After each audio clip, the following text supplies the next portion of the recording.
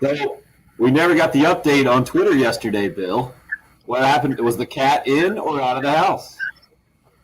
It was out. Well, I haven't seen the cat, but I got a text message. That's why we never got an update. I got a text message that the cat. Well, you didn't find it in your house, so presumably it got out. Yeah, I never. We came home, the kids and I tell you what, I was tired, and I never left the house. Once I got home at about 3:00, I ordered groceries from Publix and ordered Domino's pizza. But I'm informed the cat has safely returned to its own house.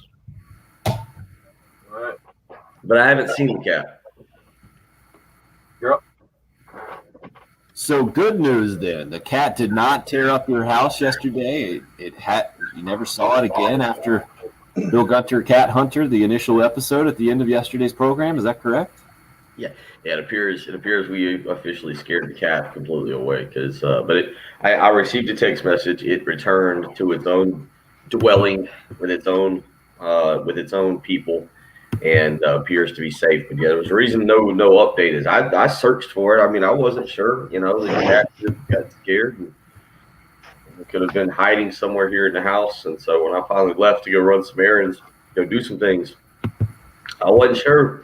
But then I got back with the kids after school about 2:45 or so, and as I was saying, off air was cold yesterday. It's a weird day because it was sunny when we were going off air. It was nice, but it was then snowy in the afternoon. I think parts of the Midlands got some little snow flurries from what I saw from the news, and then it was nice in the afternoon. So I didn't leave the house. I was just happy to stay inside and order Publix groceries to be delivered, and then orders Domino's pizza.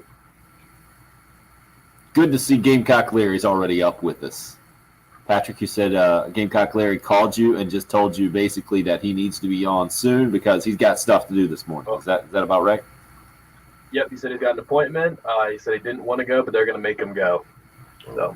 Okay, I understand how that goes sometimes. So let's go ahead and hear from Gamecock Larry. Last night, a little topsy-turvy in SEC basketball. Tonight, the Gamecocks go to Gainesville to take on the Gators.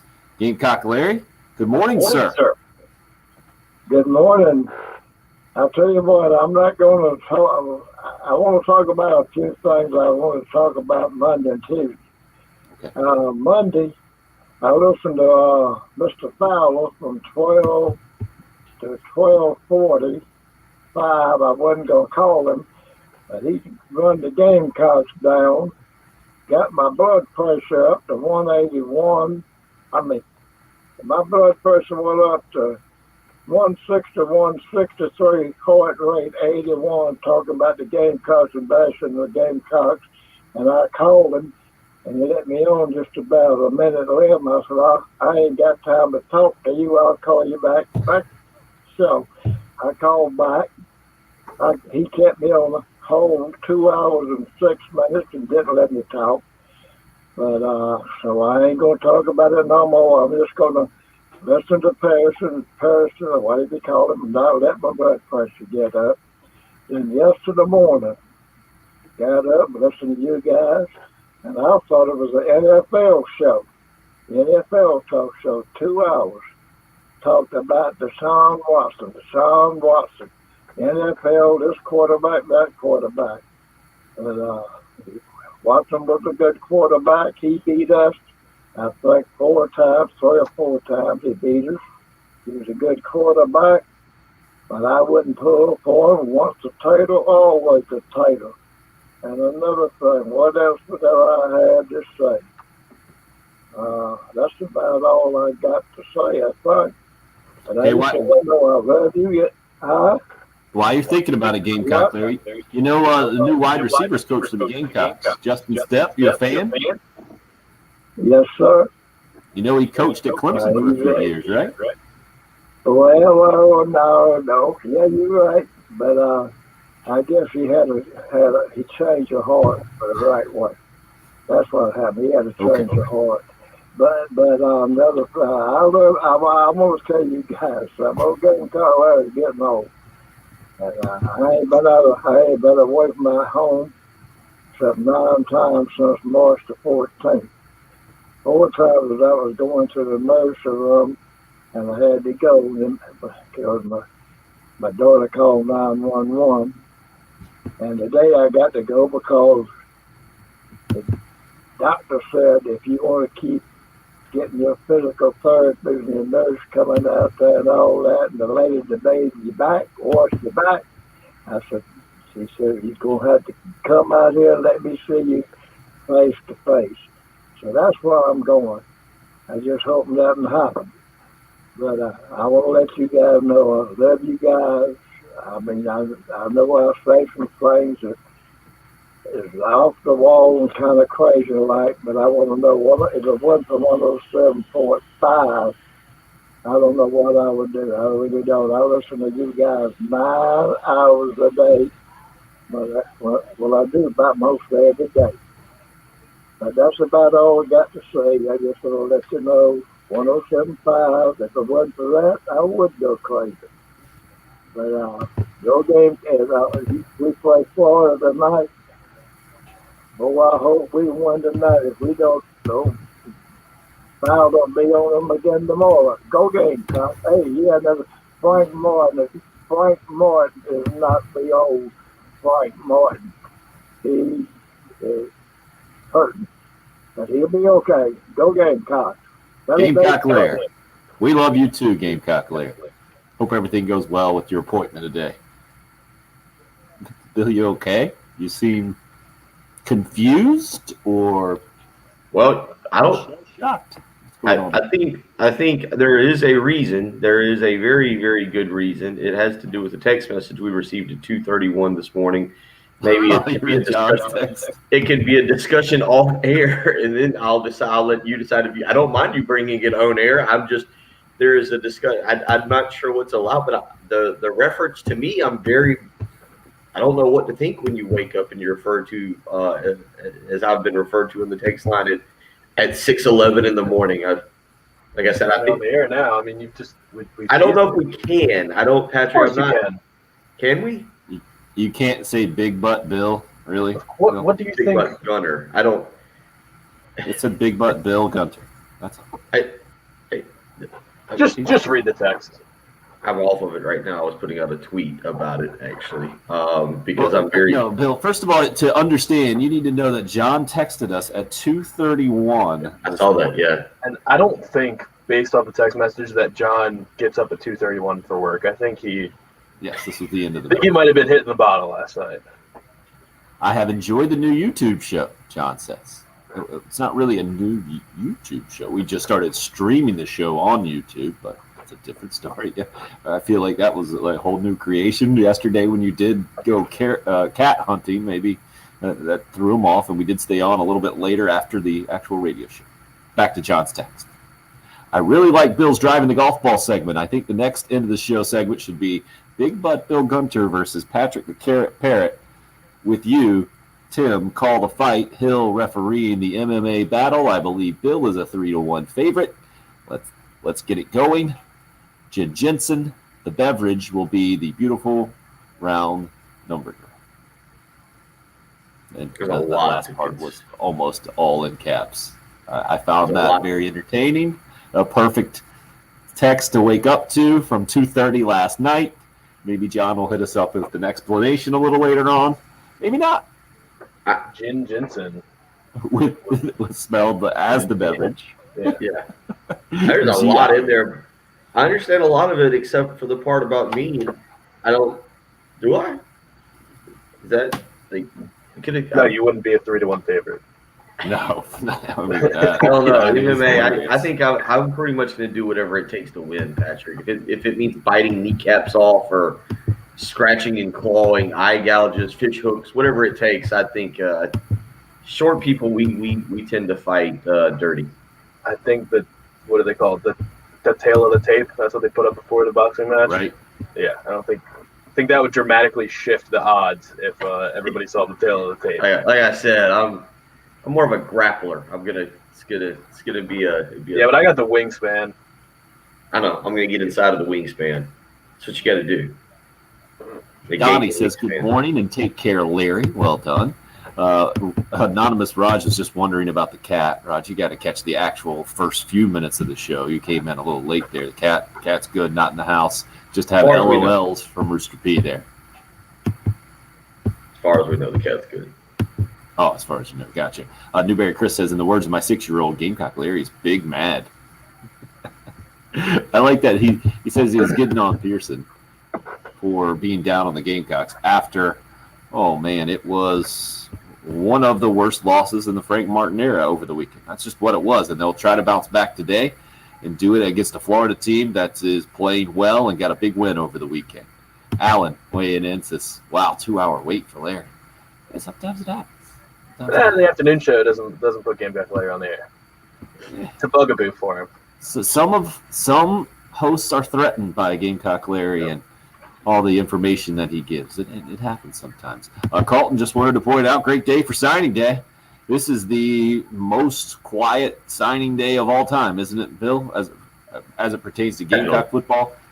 Last two, though, haven't been exactly loud, just for a point of reference, but you have a transition in coaches, and are you expecting any kind of activity today? What are you expecting? You're the resident recruiting nerd. This is usually your Christmas. Yeah, well, I think it's the quietest signing day, not just for South Carolina. South Carolina certainly, but I think it's the quietest signing day across the board. As I'll just kind of click over to both the 24/7 Sports and the Rivals main pages and see what exactly the headlines are. Usually at 6:16, you've got just kind of a complete buildup. I see here Steve Wiltfong has an article on 24/7 Sports Recruiting Buzz on the eve of National Signing Day, and I can just tell you from being in that business at 6:16, that means that an article is sat up all night, which is very strange. Yeah, it was up 16 hours ago, so it's not even up all night. But that's just kind of a strange thing. I'll go over to Rivals here in a minute, look at their main page. But the big picture, you're right, having really gotten my start in the recruiting industry, going to camps and doing things and helping evaluate and just being a part of it, covering signing day and recruits and their schools. Big picture, it is the quietest signing day I can ever remember. And I'm not going to sit here and do the old man. It's a broke system. We just know we've moved it up to December. But yeah, for a lot of people, I'm sure it's a little bit more of a sad day, just because again, I mentioned this yesterday.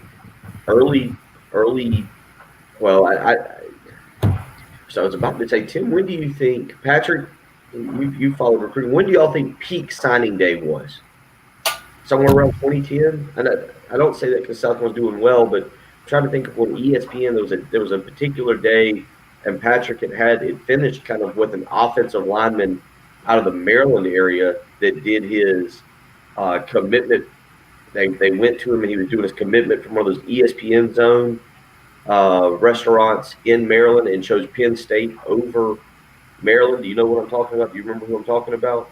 No. If you're talking about 2010, I don't think I remember names from that long ago. Tim, you've covered it. You've been around. I know you don't get into it like I do, but you would agree peak signing day sometime probably in the last 20 years. Would that be fair? Probably less. Yeah, I would go maybe 8 years-ish ago, 2013 or so. I think ESPN was still doing coverage around the country with reporters at, I don't know, 8 different schools, somewhere in there. That sound about right? I think, when did it start? I mean, I don't know when the peak was, but when did it start kind of getting, like, declining? Is that what you mean?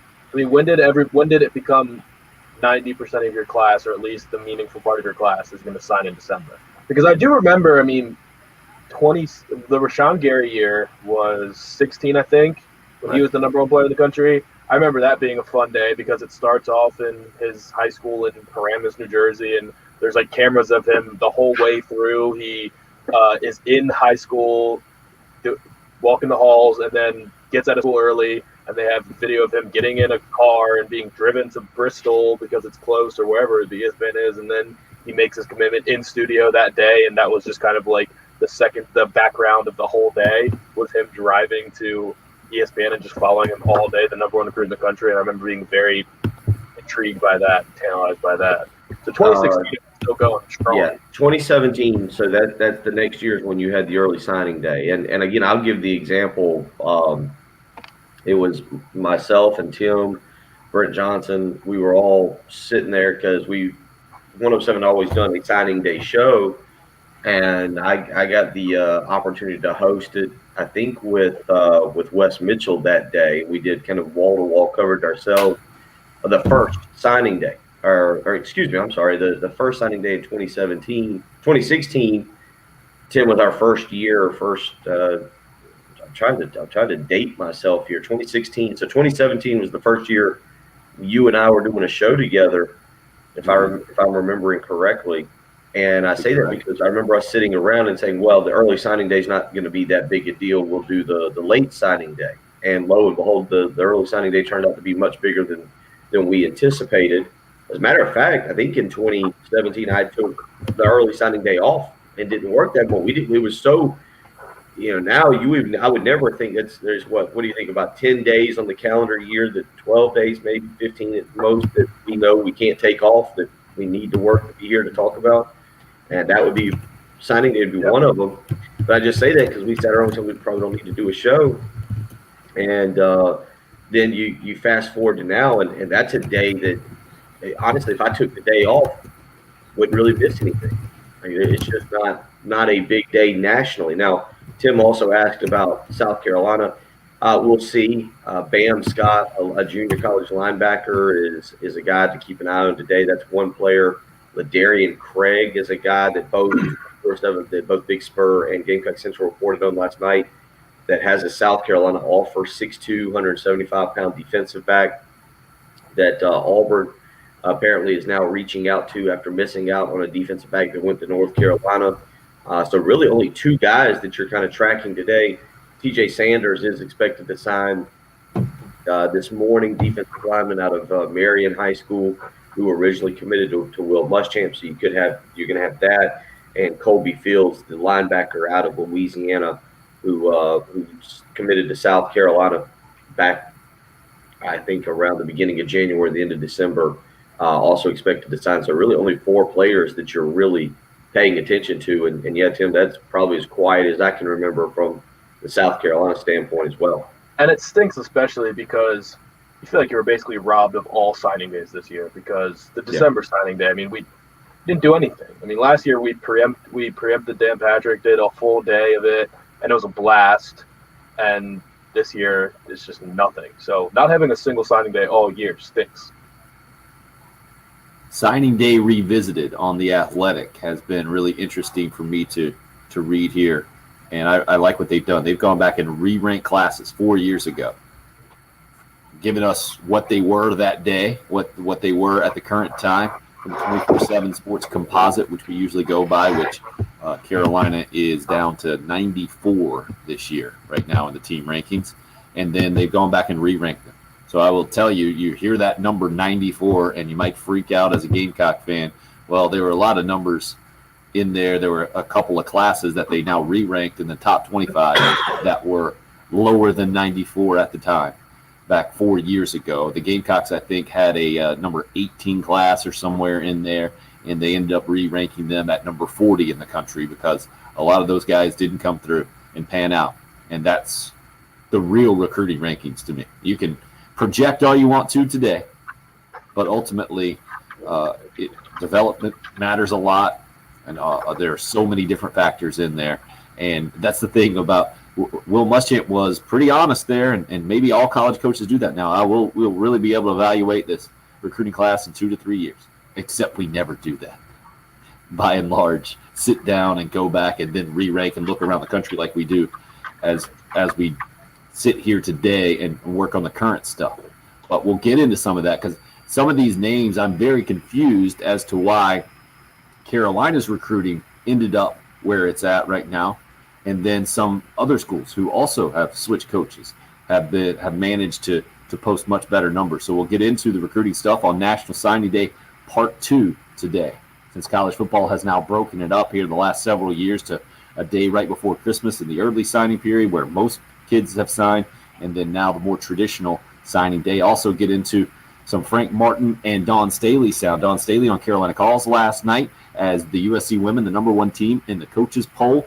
Looks like they'll be playing at Connecticut on Monday as the number 1 team. They play next coming up tomorrow at Auburn.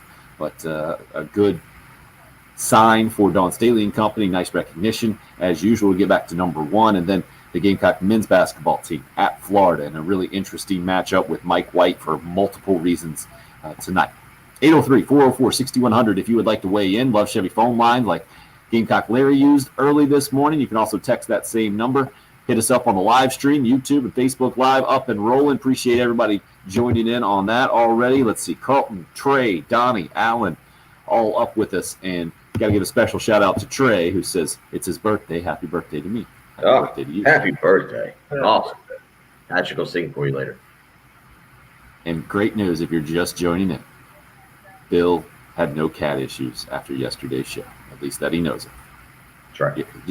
Did you ever get visual confirmation? No, that's what I'm saying. That's what I'm saying. All we've gotten, we have not had visual confirmation of the cat. That's why I say we believe everything is good to go.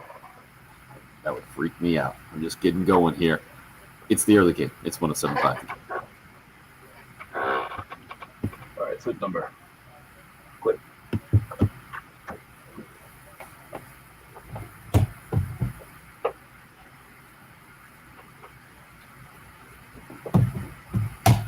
Looks like Bill's getting ready for one. Oh, yeah. Signing day. Usually that is a night that is hard to get a great night of sleep. You're excited about what your next class is going to be, about some of the players, prospects that we're signing. That was years ago. I didn't have a sleep number bed back in 2010 to 2009 in that area. Now I do. It would be easy to get a great night of sleep. I do it each and every night. So last night I was actually in bed at 8:15. I wasn't worried about a cat jumping on the bed and a sleep number bed. I know I'm getting game-changing sleep, proven quality sleep. And right now you can do the same. Save 50% on the Sleep Number 360 limited edition smart bed plus special financing on all smart beds, subject to credit approval. Minimum monthly payments required. See sleepnumber.com for details.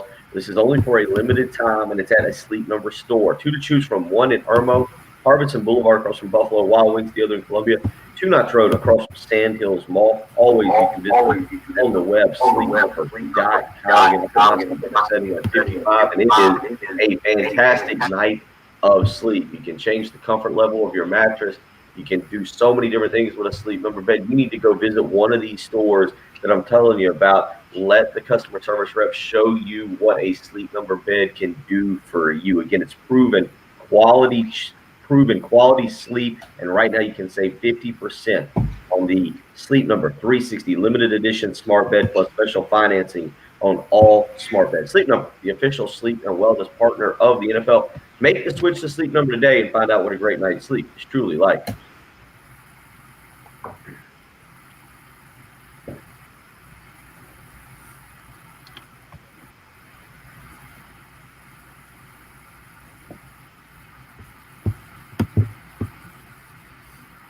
So what is the scholarship number, do you know? 3, the last one I saw. Is that right? What'd you say? The scholarship number for the Gamecocks? Yeah, that's what I've heard. All right, let me go wake up some kids here. Good luck over there. Yeah, they were in bed early. Drive to school day. Yeah. Did you watch any basketball last night, Patrick? No. Well, I actually watched some of Maryland and Purdue. I saw Maryland ended up on a 6-0 run and won that thing. Is that right? Yeah, they won it by a point. The Big Ten is just an absolute monster this year. Yeah. There's not even one mediocre team in the Big Ten.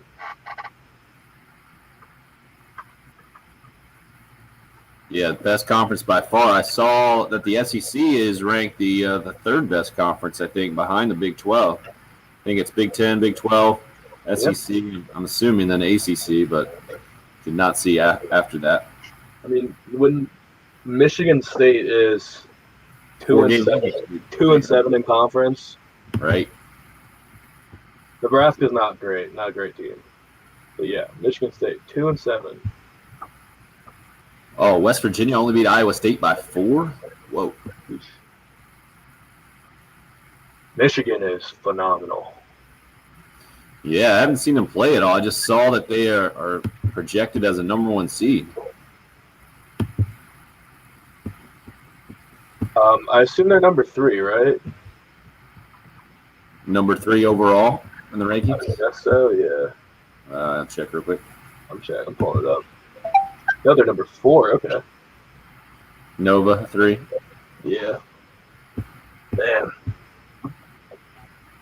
Yeah, and how about Carolina on the road at Houston? It led for most of the game. It led for the first half. The second half was just brutal, though. Right. You got to say, I think, best half of the season. The first half of the Houston game, probably, yeah. But the second half, they didn't even look like they should be on the same court. That was the same day as the Coastal BYU game, right? Yeah, I think so. I remember having to. Yeah, and it wasn't even on TV. That game. No, it wasn't. Yeah. Brutal. Yeah, man. I think Craig 1960, I believe, is the number. They went like 160 some or something like that. They're not ranked tonight when they play, or I guess Saturday night. Clemson beat North Carolina last night pretty easily. First time ever they won 3 out of 4. Crazy. No Kentucky, no Michigan State, no Indiana. None of the Blue Bloods. Only UCLA and Kansas, I guess, would be considered the Blue Bloods. And none of them are ranked inside the top 20. Huh.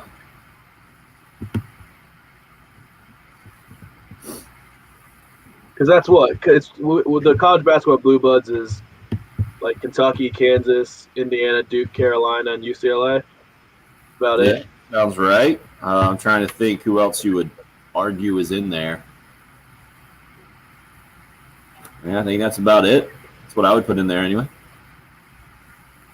Michigan State, not really, right? No.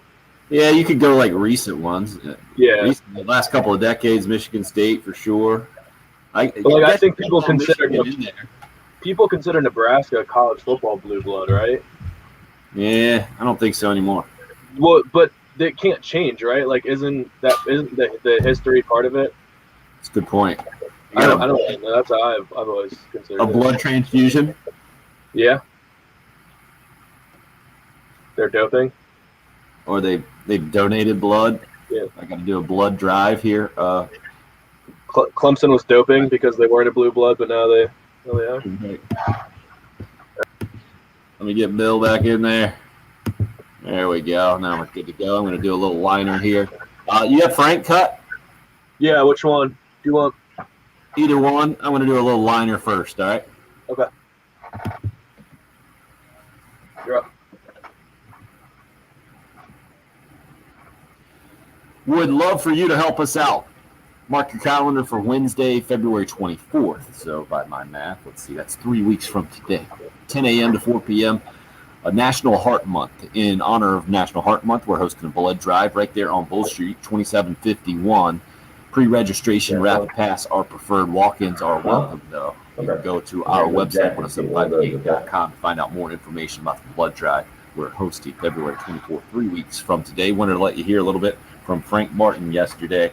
His media Zoom call, I guess we're calling it these days, ahead of tonight's 6:30 tip-off down in Gainesville with the Gamecocks engaged.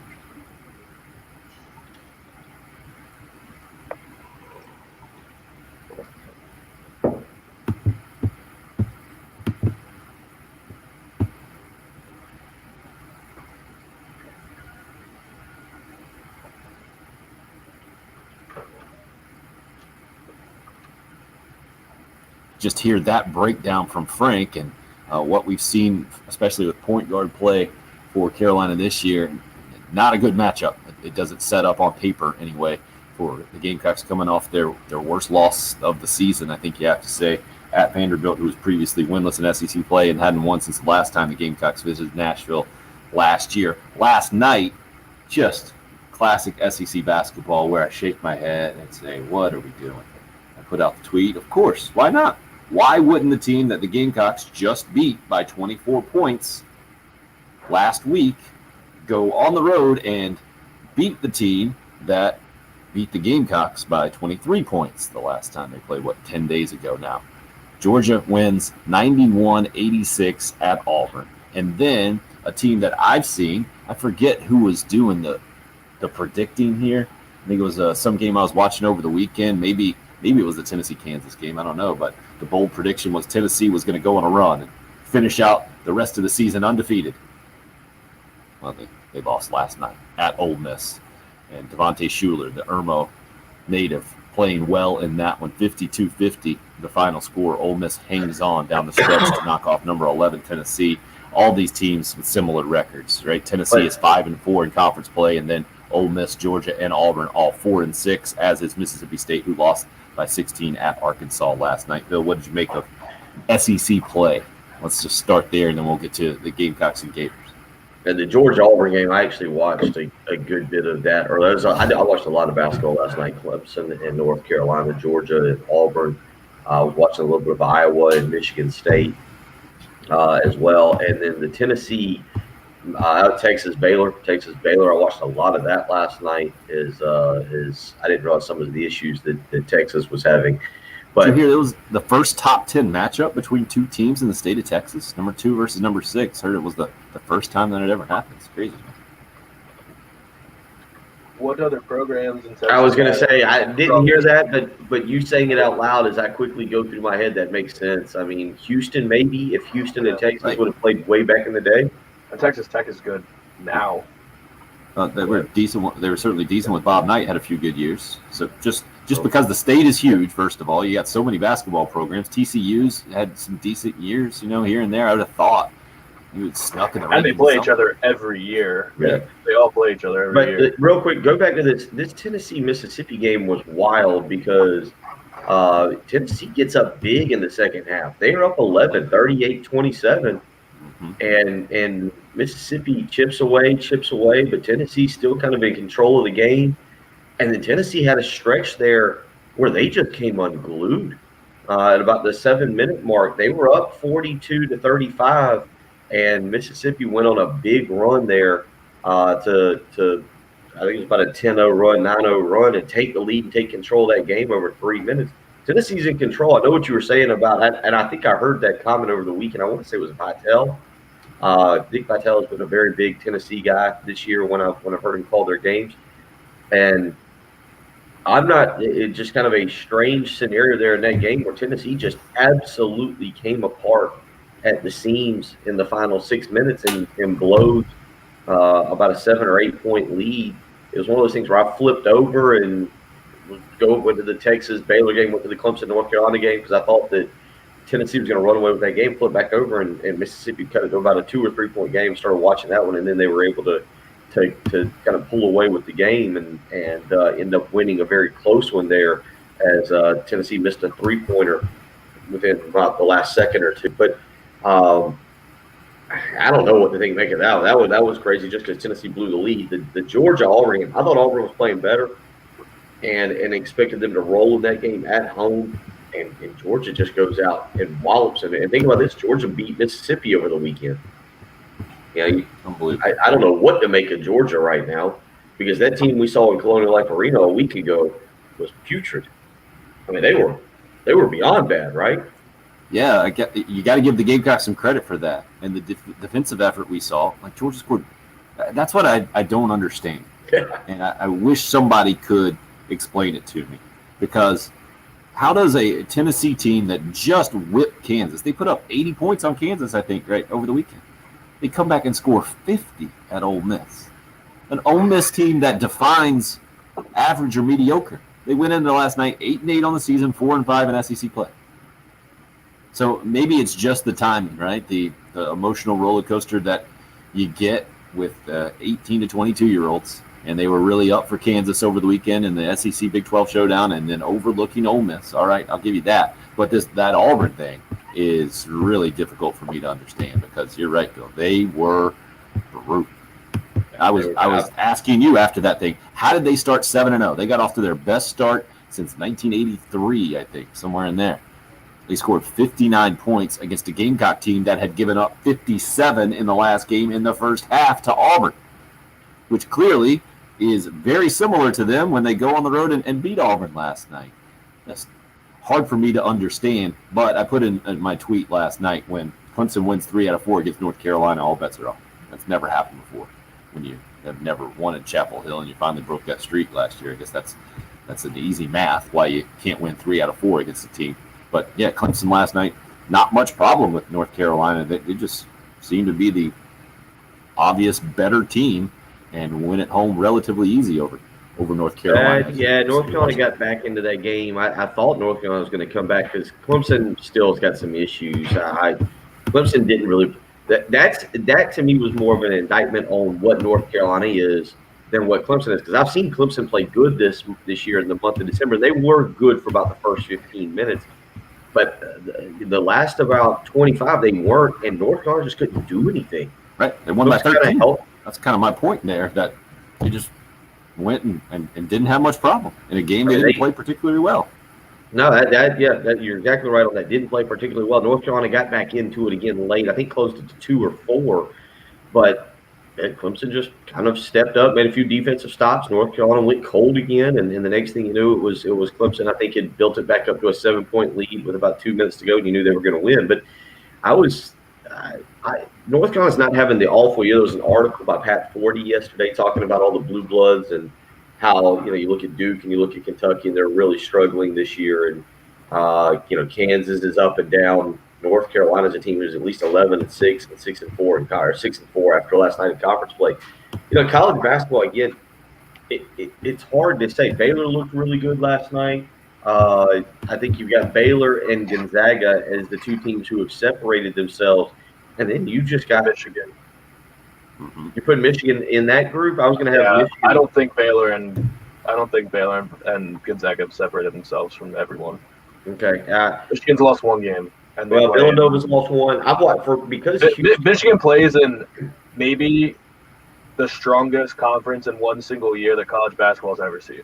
Yeah. Houston is a team that I really like. They played a bunch of early Sunday or early Saturday games recently. And so it's just something that as I'm kind of getting into the day, I'll flip on. And I think they played SMU this weekend and thumped them. I know their competition is not supposed to be good. This is the weird world of college basketball. Did you see the report, guys, last night that I think Gonzaga and Houston both have open dates this weekend, and they were trying to put together a last-minute game in Las Vegas for this weekend? That would have been amazing. Exactly. Did you see what was on ESPN when South Carolina was playing the other day? It was Gonzaga and Pepperdine. Yeah. I was like, come on, really? That's what we're doing? So, yeah, Gonzaga's 17-0 is not as impressive as Michigan's 13-1. Yeah, Gonzaga. Except they don't play. Yeah, they don't play close games, and they thumped Kansas too. Well, but here's the thing. Listen to this. I mean, they're the best team in the country. Don't get me wrong, but Michigan's 13-1 is as impressive as any record in the country because the Big Ten is. You're right. I feel like Gonzaga, and I would have another category back behind it with Villanova's 11-1, but it hasn't played a lot of games. They've played 12, which is the. No, but the Big East is still strong. Yeah, I know. Look, I'm just saying I'd have Villanova, Michigan, Houston, all kind of in that group right behind them. I wouldn't have them up there. I think it's Gonzaga and Baylor, but we'll see. But yeah, I want to finish that part real quick. Gonzaga has an open date this week. They have tried to schedule for this weekend Villanova and Houston, just trying to put games together for the weekend. And Villanova is going to play Georgetown on Sunday that they had to do. It was a game that was postponed. So they're going to play a conference game. And then, it was Salt Lake City is where Gonzaga was close to lining up a game against Houston in Salt Lake City before negotiations broke down. This is from the article out of the Spokesman, the Spokane, Washington local newspaper up there. But Gonzaga, they're probably desperate for some competition because they're going to go to the tournament and just still have not played any competitive games. Well, I agree, but I think it just speaks to it's neat, and we saw BYU and Coastal pull this off, right? That You don't have to have stuff scheduled 6 months out, a year out, 2 years. It's tough. No And it's more impressive for the football teams doing it for sure. Right. And because they both had something to lose in that game. Yeah. Gonzaga's got nothing to lose. And just the logistics involved that they had to send BYU had to send the old equipment truck before they'd even finalize that thing was amazing. But it's wild west. This year is unlike any other. I just got a text unlike any other on the Cool Care Heating and Air text line, gentlemen. 803-404-6100. Robbie knows the number. Says, hey guys, listen to y'all every day. I have my headphones in right now listening as my wife is giving birth to our third Little Miss Gamecock. What? Thanks for all you guys do, Robbie. Well, Patrick, this is for the uninitiated. It's a process, and there's downtime. There is downtime. Having just had my wife give birth to our third within the year, I can see. When I was 25, I'd have said, "What is going on? What about the mad dash that you have to run? You have to hop in the car and you have to go." And that's not how it's worked out for us. Ricky Bobby's parents didn't make it to the hospital. They slammed on the brakes. Maybe suggest, Robbie, it's your third Little Miss Gamecock. Jennifer, Jensen, whatever. Don't know the last name. You guys okay with Jennifer, Ginny. You're going to go with the Jen as the Jen, G-I-M, like John suggested? Is that what you're guessing there? Oh, that's what you're guessing the last name, Patrick? No, I'm saying not Jen. Jin. Right. We're going to call her Jin now. Like the drink, yeah. Well, Robbie, appreciate you listening. That's kind of how the Bill's accent sounds, too. Like Bingles. You know, he says Bingles. Let's hear it. Now you got him self-conscious. Bingles, yeah. Oh, he just called them Bungles. All right. Robbie, appreciate you listening. Please apologize to your wife for us. And, if you do name your third Little Miss Gamecock, Jennifer, please let us know. Jen will be honored. Patrick continues to fill in for her producing in the Herndon Chevrolet Studios downtown Columbia as Jen is with her family in the Midwest and dealing with all the snow and some health issues with her mom. And I think things are improving, by the way, but still any good thoughts and prayers you could throw her way would certainly be encouraged. Want to let you hear a unique bit of last night's Carolina Calls show with Don Staley when we come back. It's the early game. It's 107.5 again. Clear. Corley.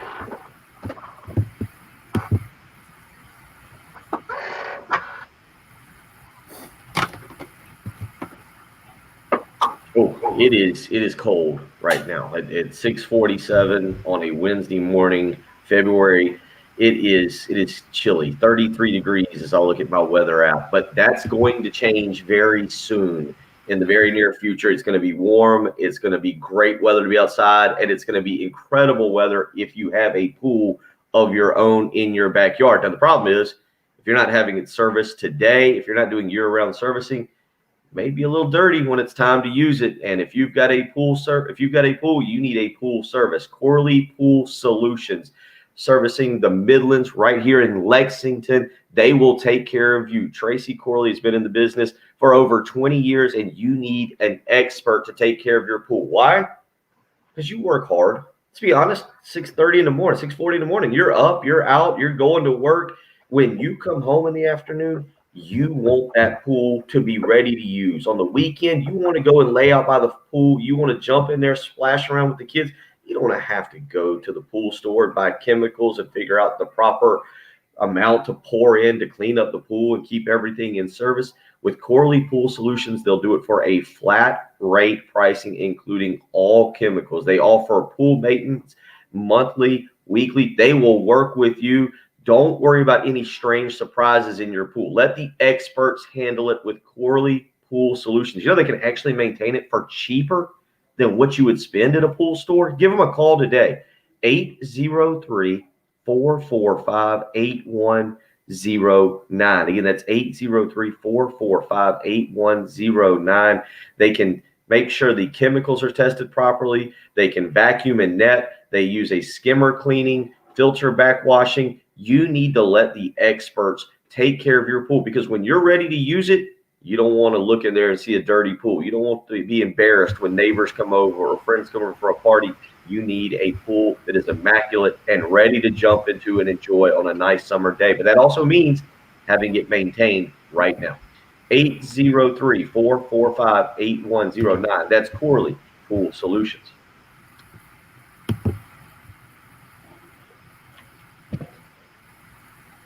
Oh, and he just drops the mic and jets. Yeah, we're ready to bar. Oh. How about sitting in a garage, dude? How do you think that feels? All right, how we coming? Make sure we're dressed good. Oh, what do you think, guys? Should I leave Bill's screen up or should I take him out? What do you think? I think we got to get the background stuff going down. Patrick, you're still on mute, by the way. Looks like you know that. Going to knock out a traffic update, maybe? Is that where he's at?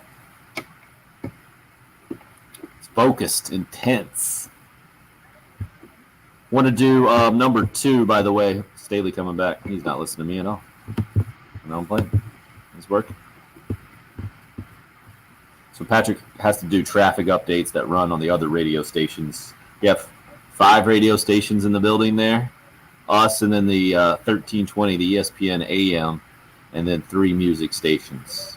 TCB, KISS, and OMG. So that's where you could hear also the beautiful traffic updates by Patrick Perrette also this morning. So Patrick, you're still on mute, by the way. See that you took that off, pushing all the buttons. Boy. Wanted to do Staley number 2 coming back, please. If we First can. half and second half last game. No, what I've got it as, yep. That's right. Okay. It's a full minute. Yep. I think we have time, right? We take the extra one? Yeah, if we take the extra minute. If we just jump into it, take the extra minute. Yeah, we'll be fine. And feel free to take out that second rejoiner. Just run the Herndon Chevrolet in, and then play Don Staley straight in. You want me to play it straight in? Yeah. Okay. I mean, we'll have time. It'll be fine.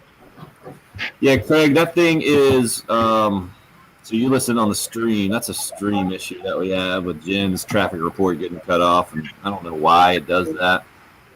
It's just we don't have it exactly synced up for whatever reason. I've been told that's a technical glitch that they are working on. So she always finishes. Just on the stream, it doesn't seem like that because she gets cut off. I always get that text from my dad too, like, "Hey, you screwed something up." Like, no, I didn't. I read the report. Just So I think that's because we're on the delay.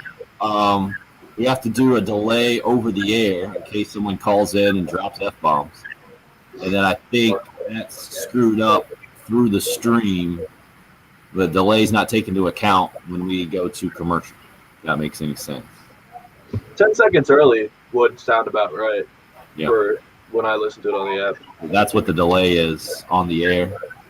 When you guys call in, you're actually on the air about 10 seconds after that, because if you say All something, right, we're on that. Patrick has a button. Straight to Staley, right? I can if you want, unless you want to tease it. Nope. All right, good. No need to set it up. Let's get the correct order here. Oh, I put the wrong one. Got to put Bill in his corner there. Austin, you want to go? You have to be on. Always got the family stuff going down. All right. I'll finish up. I think we're about ready. I'll look good. So, I mean, they schemed. We played Alabama earlier in January, and they had a month to get better, which they have. They had a month to, look and see ways in which they can even the playing field from game one. And they executed beautifully in the first half. And then we just had to make some adjustments, because sometimes when things aren't going your way, you got to be able to pivot. And I thought some adjustments we made with ball screen action defensively, and then offensively, I just thought we had a little bit better ball movement, and I thought we just kind of utilized an old play that we ran frequently last year. We just brought it back out, and I thought our players did a good job at executing. Champ, weighing in there. Pets are taking over the world, man. I'm sorry? Pets, animals. Just get cats wandering around here, dogs barking in the back of Don Staley. Well, that dog is famous. That's Don Staley's dog. Yeah. Champ, no doubt, making its appearance on Carolina Calls last night. Don Staley and the USC women up to number 1 in the new coaches poll. And talking about the difference, man, what a difference. If you want to look at a coach making a halftime adjustment, down by 1 at half against Alabama in their last game, they win by 20 plus. She says she goes back to an old play. That's just coaching. It does help when you have a couple of number 1 recruiting classes to go with it. And that is part of an odd national signing day for us. Jesse hit us up a little earlier and said, just woke up, guys. Top 25 class yet for the Gamecocks? Almost there. Some good recruits coming in for the Gamecocks. It's going to be a good day. Good day. I want to go back and give you some historical perspective that might make you not overreact too much and try to keep things in perspective this morning. We'll do our best as we continue to roll on National Signing Day here. It's the early game on 107.5. Clear. All right. Good luck out here. You can remove me for a few minutes, and I'll be back. I should be back about 7:35 if you want to start looking for me in the backstage area. Will do, man. All right. Oh, and then Patrick just jets on me. Just rude. Just rude. Yeah, I don't think I would do this if, well, I wouldn't be solo host either, just in general. But I could not do this for 3 hours every day for sure. Make you guys just look at my face or check out the background in the garage. But with 3 and 4 people, it's fun. So when Patrick gets back, we'll have to mix it up. It's a weird signing day, man. Patrick was talking about it before, how we usually do. We usually blow it out and have even kick off Dan Patrick and preempt him and the whole thing. And, man, this year, we just looked it up. The Gamecocks at 94 with just 11 commits on 24/7 Sports, 94th in the country. But, yeah, I just did an article doing the 2017 classes and going back and re-ranking them with what actually happened. Fascinating stuff. We'll start hour number 2 with that. Which year? 4 years ago, 2017, the Alabama class. Yeah. Oh, We'll talk about it there. I already know how good it is. just let's get some of those names. You want to throw those names out there? On the stream? Yeah, right now. Throw some of the names out in that 2017 Alabama class. Well, they had 3 first-round wide receivers and 2 first-round quarterbacks.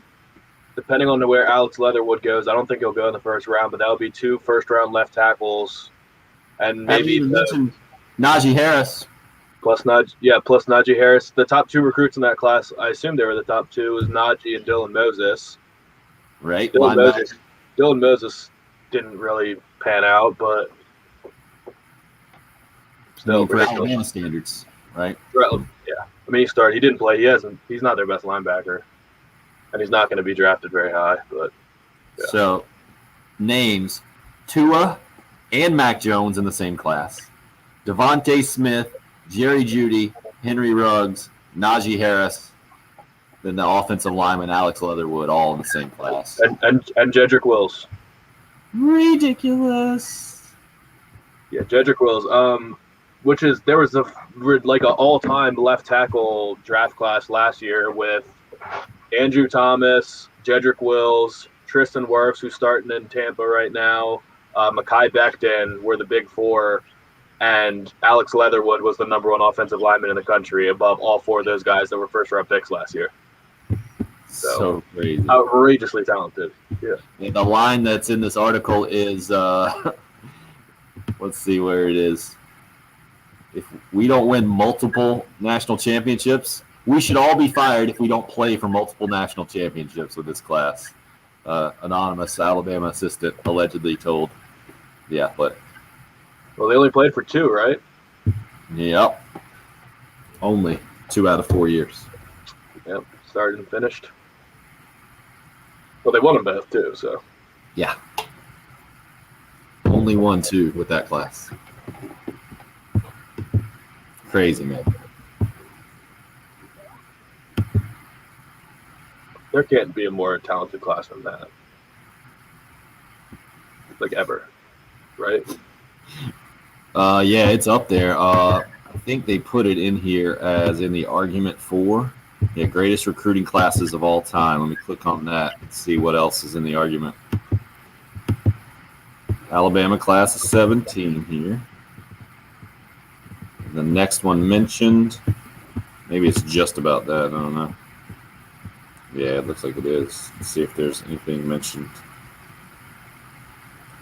2008 class for Alabama as well. Mark Ingram, Julio Jones, Terrence Cody, Courtney Upshaw, Dante Hightower, Barrett Jones, Marcel Darius. Yeah. Pretty good. Yes. Mark Barron. But this Alabama class is going to have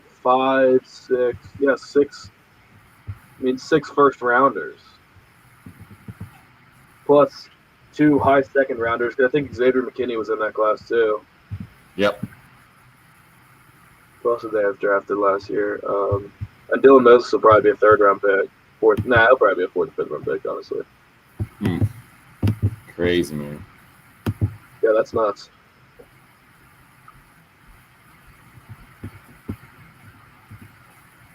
Let's see. Yep, Craig checked out the Burr and Kreischer podcast, Bill Burt podcast. I like Borgazzi as well. Appreciate you sending that. Good stuff about golfers from Bill Burr. Classic bitter guy, not playing golf. You should check out, if you like people ripping on golf, the classic one is, who is it? I'm trying to think in my mind. George Carlin got a classic bit about golfers. Just remember it. Watching it with my dad at the time, and my dad does play golf, so do I. It's like, you just go and they hit around a little ball. I say, if you're lucky enough to go find the ball, pick it up, put it in your pocket, and get out of it.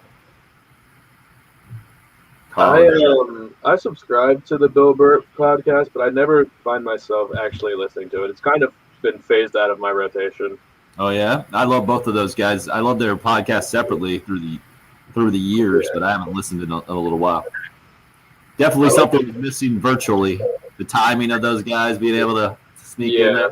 Yeah, and that's always going to be on Zoom or whatever it is they do. I don't like that very much. I like when people are in the same room. My favorite bitter guy now is Tim Dillon. Oh, yeah? Yeah, he's good. I like Neil Brennan's brother. You ever heard him? If you're looking for a bitter dude, I think it might be Tim Brennan. Maybe not. Either good too. We are back. Waste of real estate, Craig. So you know that one. Well done.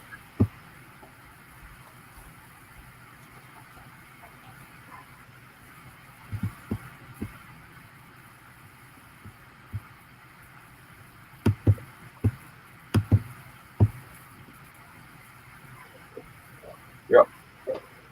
Great to have you in on a National Signing Day edition of the program. The weirdest, most quiet National Signing Day I think we've ever had in Columbia, South Carolina, as it pertains to college football. I guess I would have to go back through the years and coaching transitions, but just remembering the last one between Spurrier and Will Muschamp coming in and being able to go right to Richland Northeast from his introductory press conference and talk to TJ Brunson. And then later that night, over to Conway, talking to Brian Edwards, a guy that he had known since his freshman year in high school. I think he was able to hold on to those guys and put together what turned out to be, I think, maybe the best class.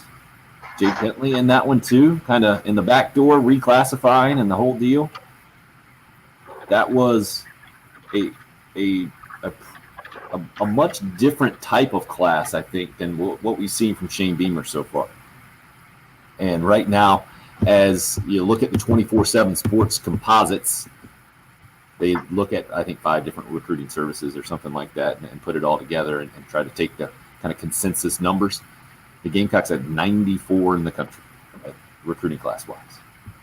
Now, for those of you who say, oh, doom and gloom, the sky is falling, nothing good will ever come of Gamecock football because you got to have players to, yeah, you do. But you also have to understand that these recruiting rankings, Patrick, I would say outside of the top 5, really, and the top 5 aren't necessarily guaranteed to be great, but typically you got a top 5 recruiting class, things are going to go well for your college football program in the next several years. Almost always. I mean, the 5 stars usually hit at a pretty high rate, or at least comparatively. But I think once you get into I think it's just tiered. Like maybe some years it's tiered differently. Like maybe 15 to 30 or 40 are relatively similar, and then if you're between 50 and 100, there's probably not a huge discrepancy between the classes there. So, I mean, and also, this is just such a weird year.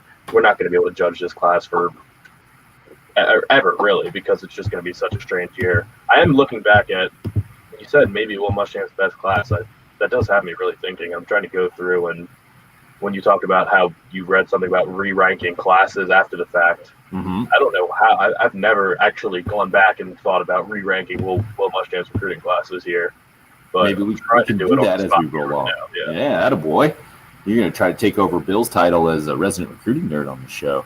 Jesse hits us up on the YouTube live stream this morning. He says, I feel like recruiting rankings going forward need to find a way to account for transfers. And absolutely. That's where the Gamecocks are at with their recruiting numbers, right? You have to take into account some transfers coming in, like the St. Francis guys, Jason Brown, the quarterback, and EJ. I keep forgetting his last name. If you want to yell at your radio, what do you got, Patrick? You got EJ's last name for me? 6'8" wide receiver from St. Francis? No. Williams? Nope, I don't think that's it. Is EJ Williams the Clemson receiver? I think so. We talked about this the other day. Yeah, I keep doing the same thing. I keep wanting to call him EJ Manuel, the old Florida State and Buffalo Bills quarterback. I'll just put it in. Let's see if something pops up. Jenkins. Yes. Yeah. Williams, Jenkins. EJ Williams does go to Clemson, right? Pretty sure he does. You're on it.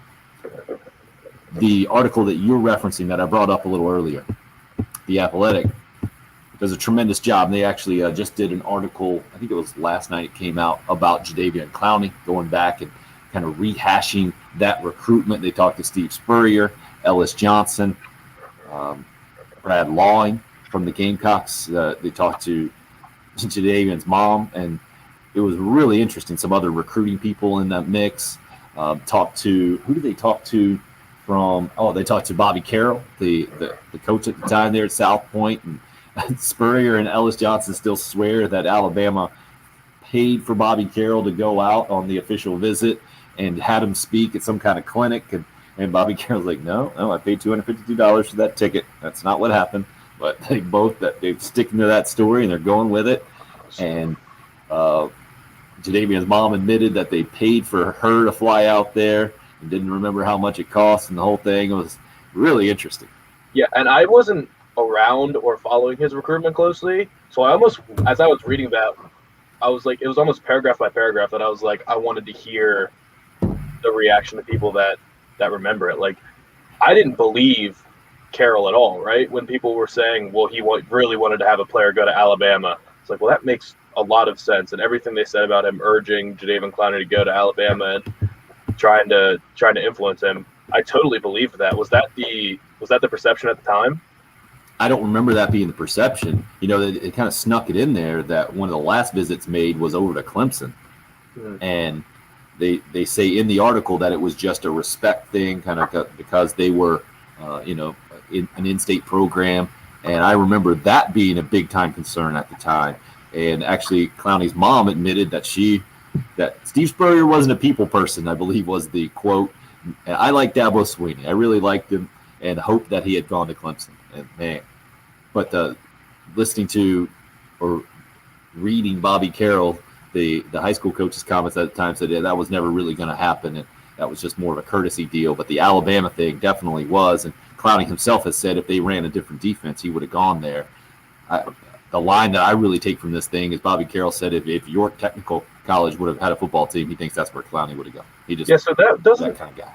That comment that if they ran a different defense, he would have gone there seemed to run counter to everything that was in the article because it seemed like it was all about distance. But that's Jadeveon Clowney. Like that's another big takeaway from that one. They tried to talk to him about the article, and he didn't talk to the Athletic. And throughout the whole thing, they were just talking about how Clowney was a different dude, and this process was really difficult to get a hold of. And even in the official home visit, Steve Spurrier wanted to get there early, and Brad Lawing was there, and they were at Clowney's house before his mom got off of work, and then they were just sitting around for about an hour and a half before Jadeveon even showed up, because Florida State's Damian Craig picked him up and was driving him around, and he knew South Carolina was there for the official visit and was trying to basically filibuster and keep him away. That was the most interesting part of the whole thing, of the whole article for me. Said, I took him to go we went to the barbershop, and we got haircuts, and we were just driving around, hanging out, listening to music, getting food, like talking, doing whatever. I was like, wow. And South Carolina's coaching staff had no idea where he was. Can you do that? Know where he was. This came out years later. I think Lawing got it from Damian Craig when they kind of crossed paths another time, or it might have been Ellis Johnson who got the story. It was crazy. Just an example of the craziness that can be college football recruiting. This year is different for Carolina. Again, I mentioned that number is 94. Now, going back, the Athletic just re-ranked recruiting classes, which I think is a great idea. 4 years later, it's really the only time you can figure out, all right, how did a recruiting class actually pan out? And the Gamecocks at the time, 4 years ago, were 18th in the country. I mentioned Will Muschamp and his early that is the reason he got the job for Carolina, because of his track record being able to recruit. The success that Florida had after he left, he gets a lot of credit for. Jim McElwain doesn't. And he did a good job in his Carolina career on paper, recruit top 20, 25 classes every year. But that 2017 class that I think was ranked 17 or 18 in the country, re-ranked by the Athletic 40th overall, because it just didn't pan out for a lot of guys. Now, Javon Kinlaw was part of that class, Shai Smith part of that class. You got to give credit certainly to those guys, a couple of other guys who are going on to the NFL. Outside of that, there were maybe a handful of other guys who are solid contributors, and then there were a lot of misses. And that's why they re-ranked this thing based off of a couple of different tier factors, right? You end up going to the NFL and you win a lot of games, you get the most points. If you never even got on the field, you don't get any credit for the points. So they did it kind of on a sliding scale, which I thought was really interesting. Clemson's class that year was 16th in 2017 at the time, and then they're re-ranked at number 5. So that's an example of how you can change. And then it's a bunch of programs that aren't known in college football for recruiting big time nationally. Washington, Utah, Wisconsin, re-ranked at 6, 7, 8, and their recruiting classes out at the time outside of the top 25. The one that I really wanted to bring up, Northwestern is another example. They were 50th at the time. They're number 11 re-ranked. But the one that really, there were a couple that stuck out to me. So number 13 in the country re-ranked. Patrick, at the time, do you want to guess what the biggest jump would be? So you have roughly 120 college football programs in the country. What do you think the number 13 re-ranked class 2017 was ranked at the time back in 2017 for the biggest jump? What would be a number that you would get? Like 90. I'd be surprised if it was outside top 100. 107. To 13? Appalachian State re-ranked at 13. 107 at the time. Crazy.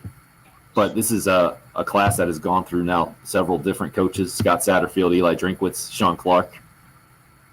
3 Sun Belt titles in those 4 years under those 3 different coaches. That's why they made the massive jump from 107 to 13. There's another one. So I said it's 120-ish. I think it's actually 130-ish now, because Louisiana Lafayette, the Raging Cajuns, re-ranked at 16th in the country from 2017. At the time, 121st. Just a couple of examples about how current projections or perspectives can change through time. Now, we need to go back to the top there.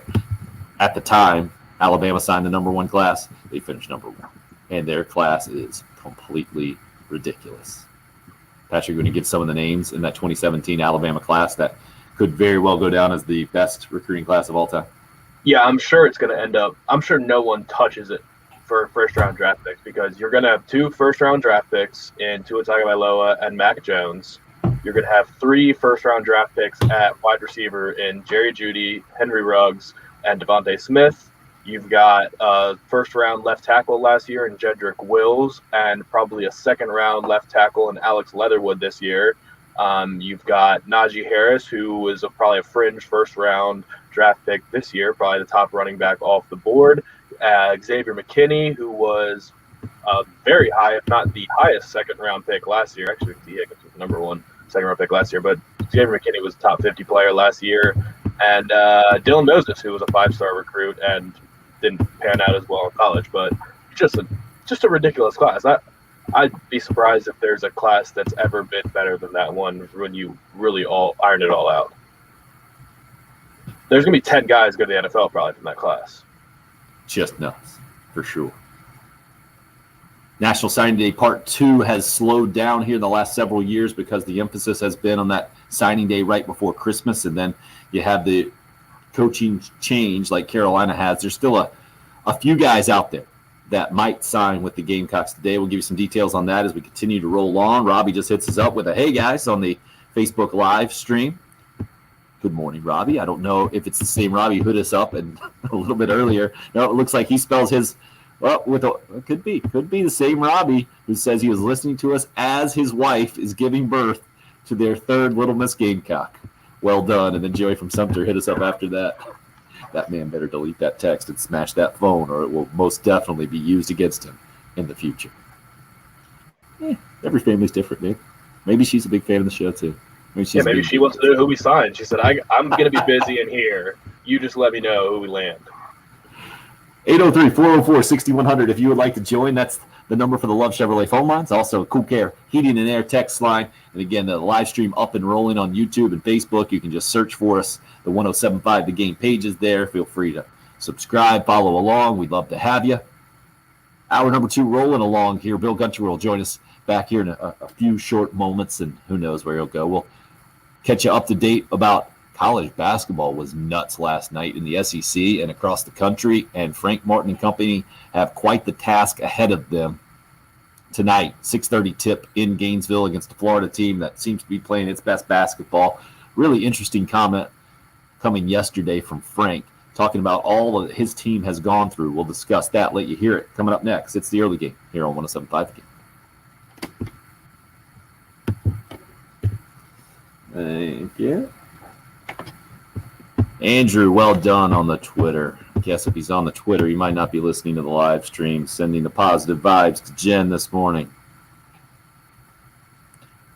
I could have gone without the get back soon because I'm not so sure the knuckleheads know how to run the ship without you. I mean, that was unnecessary, but probably true.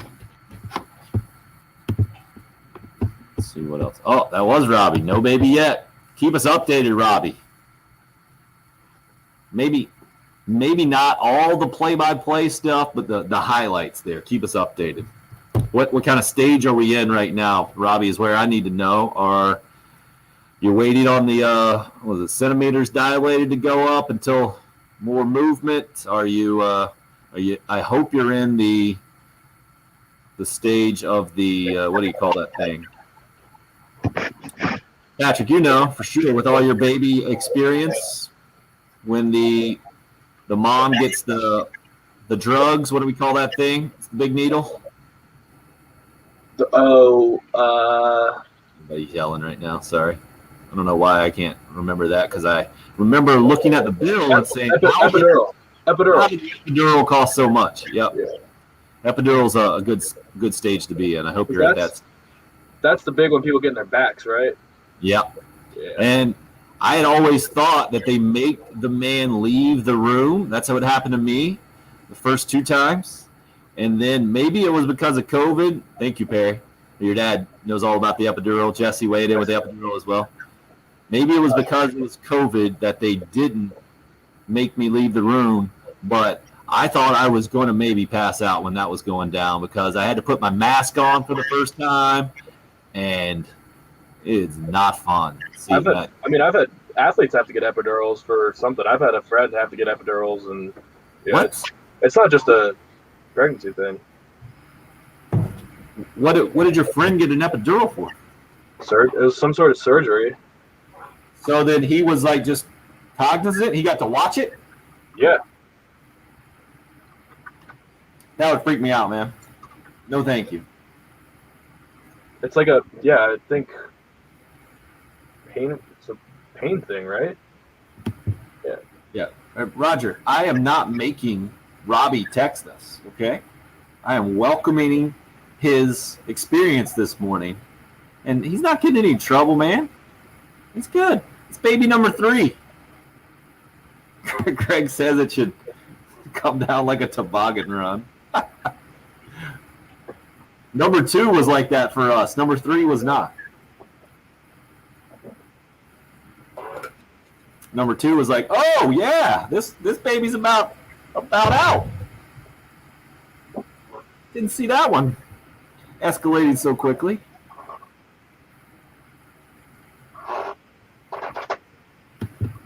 So good to have National Signing Day / Robbie's 3rd child watch.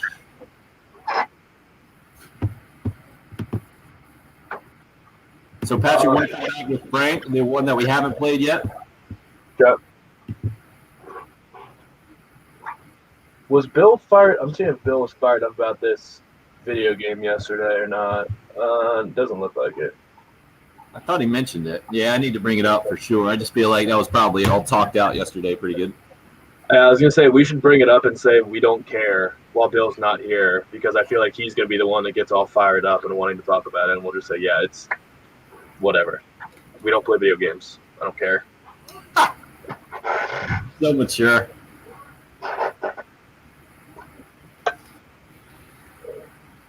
That would be something that Bill would do. What?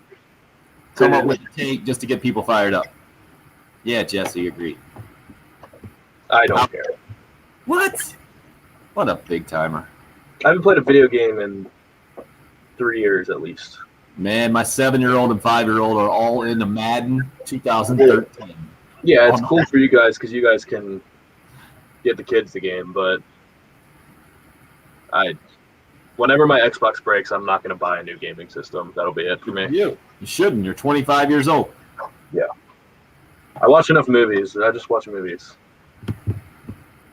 So I think this is Jesse and Raj, how Patrick comes to this is that he fills that void that we could fill with video games. He fills it with his mock NFL drafts.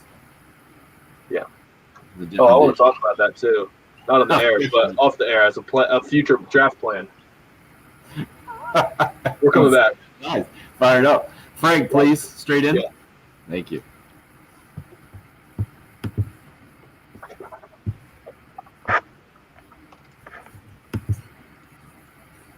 Sorry for the head nodding. Listening to Frank Martin. No. The comment is basically how we've all struggled through the pandemic and the effect it's had on his team not being able to be connected. Because it says society's telling us that everything stinks right now. Frank Martin yesterday's Zoom media call ahead of tonight's Gamecocks game in Gainesville taking on Florida. It's an interesting perspective for sure to listen to Frank, everything that he's gone through personally with COVID, and then his team has gone through.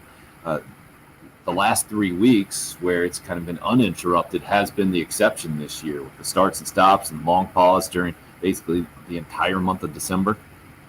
So he admitted that, yeah, his team should be able to understand its best right now and be in its best rhythm, maybe because of this last 2-3 week stretch where there hasn't been an interruption. They've actually been able to get into the usual rhythm of a basketball season, much different than any other time this year. Last night, a great example of 2021 basketball, I think.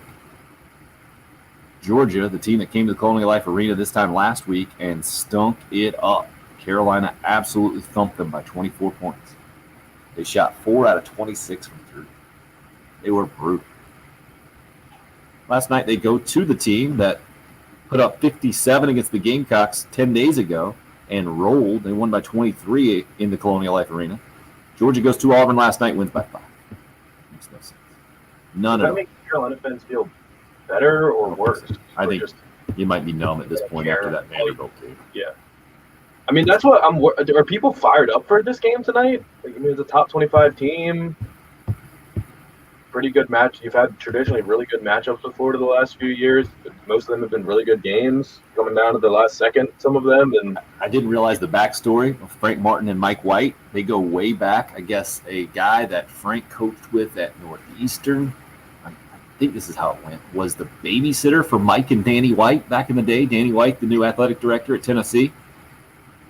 And then Mike White eventually ended up working for Frank's buddy at Ole Miss and Andy Kennedy.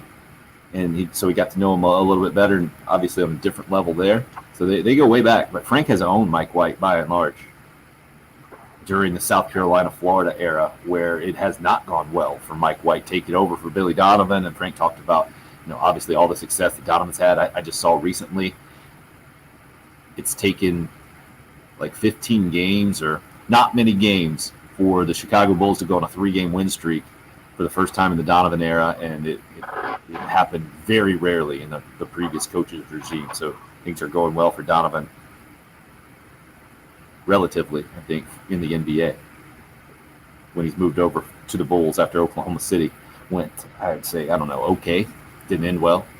But back to college basketball. So Georgia beats Auburn last night. Both those teams now 4-6 in SEC play. Makes no sense from the Carolina perspective. Another one that is a head-scratcher for sure. Tennessee over the weekend, headlining win in the SEC Big 12 Challenge. Just thumped Kansas. And I forget which game it was. I forget which analyst it was that said they were going to put the bold prediction out there that Tennessee was going to go undefeated the rest of the way, make a run. And they go to Ole Miss last night, which defined a mediocre average basketball team going in. 8-8. 4-5 in conference play, 8-8 overall. And Devontae Shuler leads all scorers. The former Irmo standout with 15. Ole Miss wins at 52-50. They come back from down double digits with about 10 minutes to go, I think, in the game. Tennessee goes on a 1-for-13 shooting cold spell, and Ole Miss takes advantage, gets the win there. Tennessee drops to 5-4 in SEC play, 12-4 overall. And from the national perspective, some good games out there. The one other SEC game last night, Arkansas 16-point winner against Mississippi State.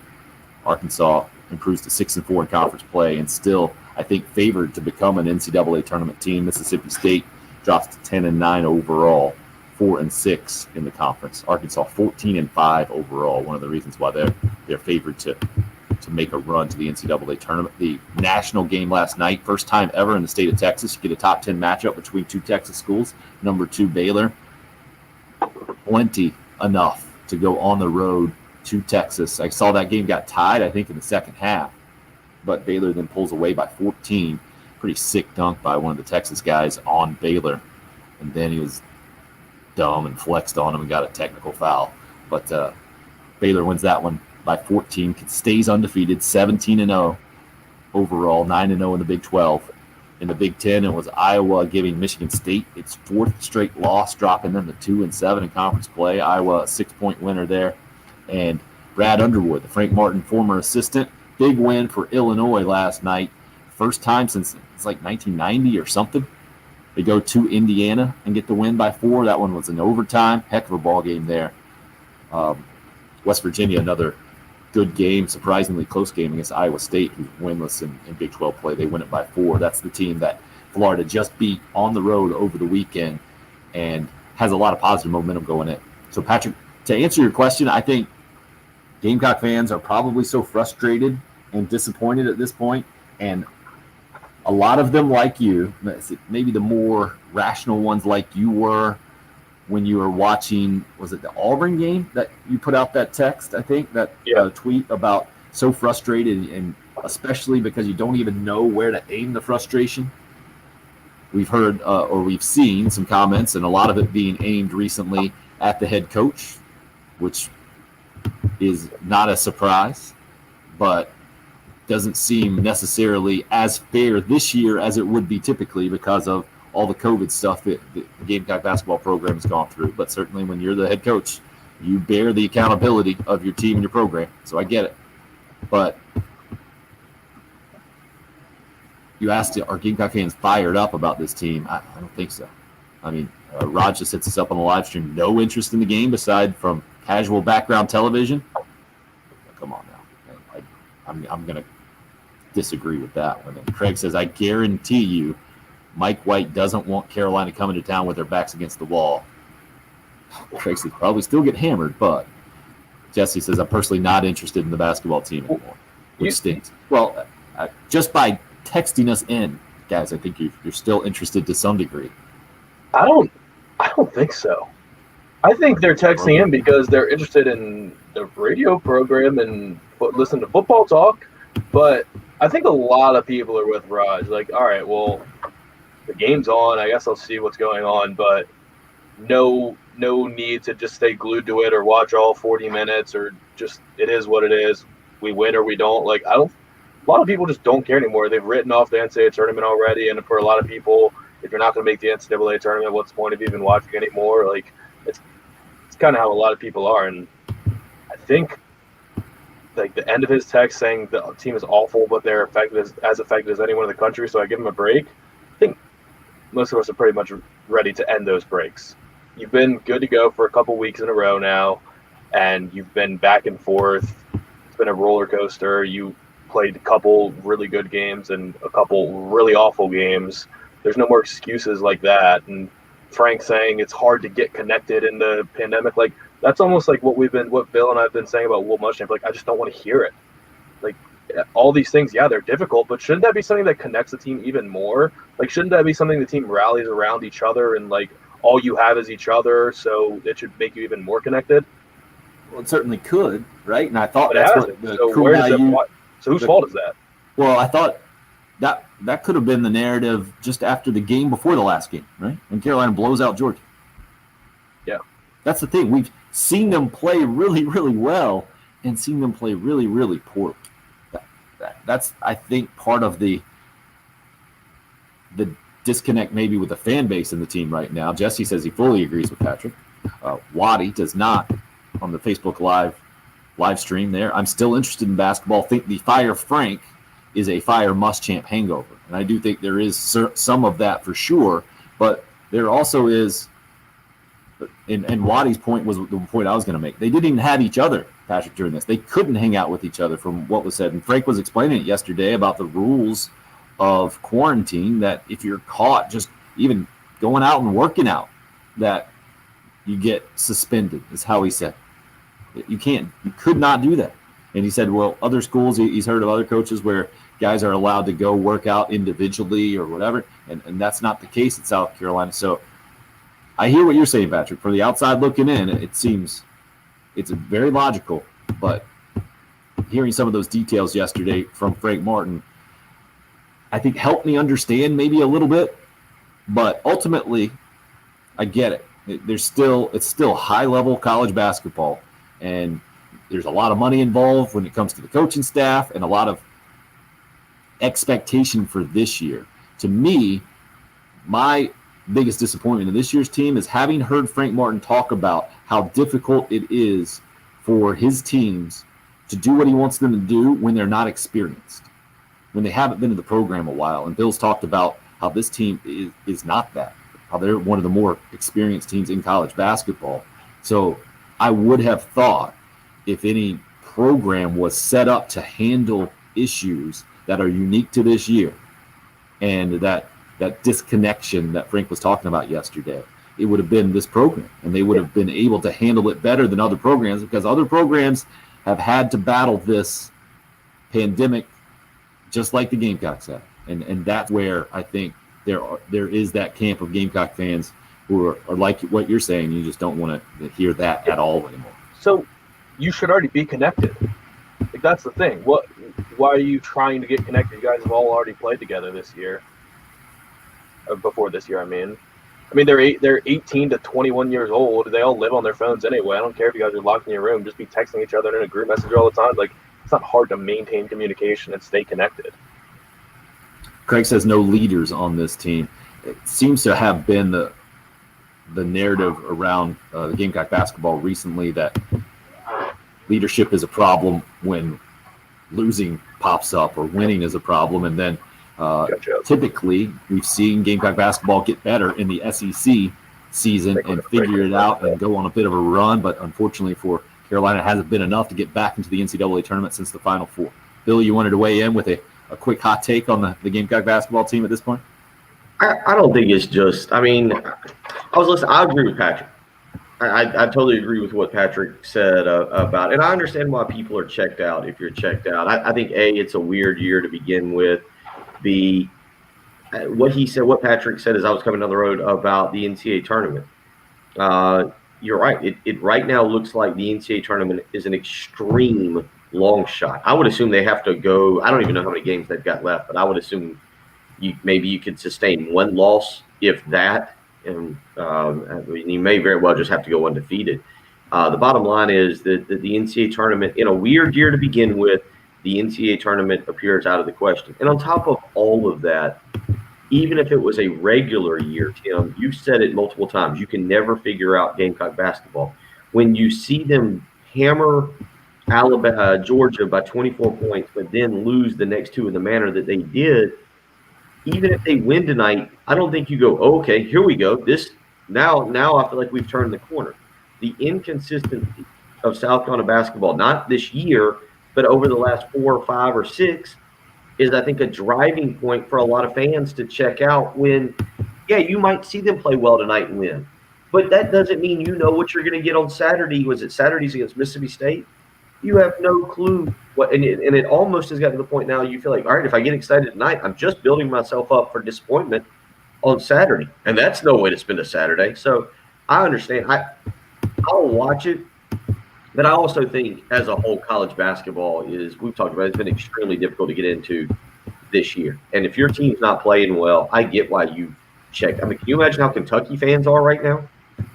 Do you think they have any interest in watching John Calipari and their team play? It's just to be mad at him. But I understand why people feel that way. And I think it's, again, multiple reasons. But I do agree with Patrick. Hit us up, 803-404-6100 if you would like to weigh in on Gamecock basketball. It is National Signing Day as well, so we'll get back into football, plenty of it, as we continue to roll on, kick off the second half of the show officially when we come back. It's the early game here on 107.5 again. Zero res, clear.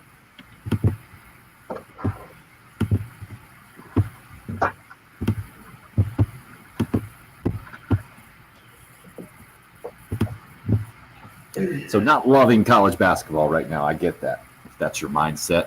Going to hear a lot about love coming up the next several days with Valentine's Day looming. If you want to show some of your love and do it in a unique way, think about getting zero-res carpet and air duct cleaning out to your house. There's nothing that says I love you like a clean home. And I can tell you from personal experience, that's exactly what you'll get when zero-res comes to your home or your business. Their commercial cleaning division, by the way, working day and night.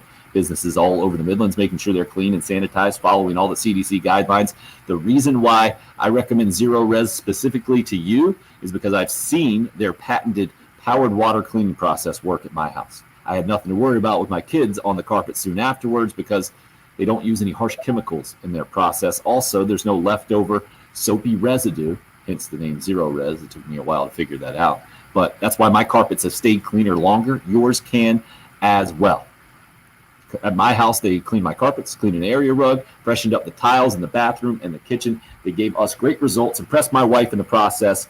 Maybe that's the type of Valentine's Day you're looking for. If so, know that you can also get a great deal from Zero Res right now. 3 rooms of carpet clean for only $109 when you mention me, Tim Hill.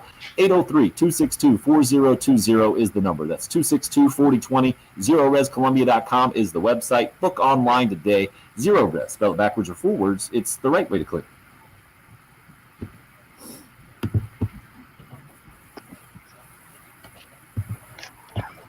It's pretty quick, Bill. Pretty quick. How'd it go? That was a good, yeah. We got out there. Kids did good this morning. They were up and moving. Oh boy. We were cutting up in the car about the groundhog. I was blaming the groundhog for all of the world's problems. So you got Ken on the line, Patrick? Is that correct? Yeah. Gotcha. I guess Mark hung up to text then instead. Connected on the court is hard without practice.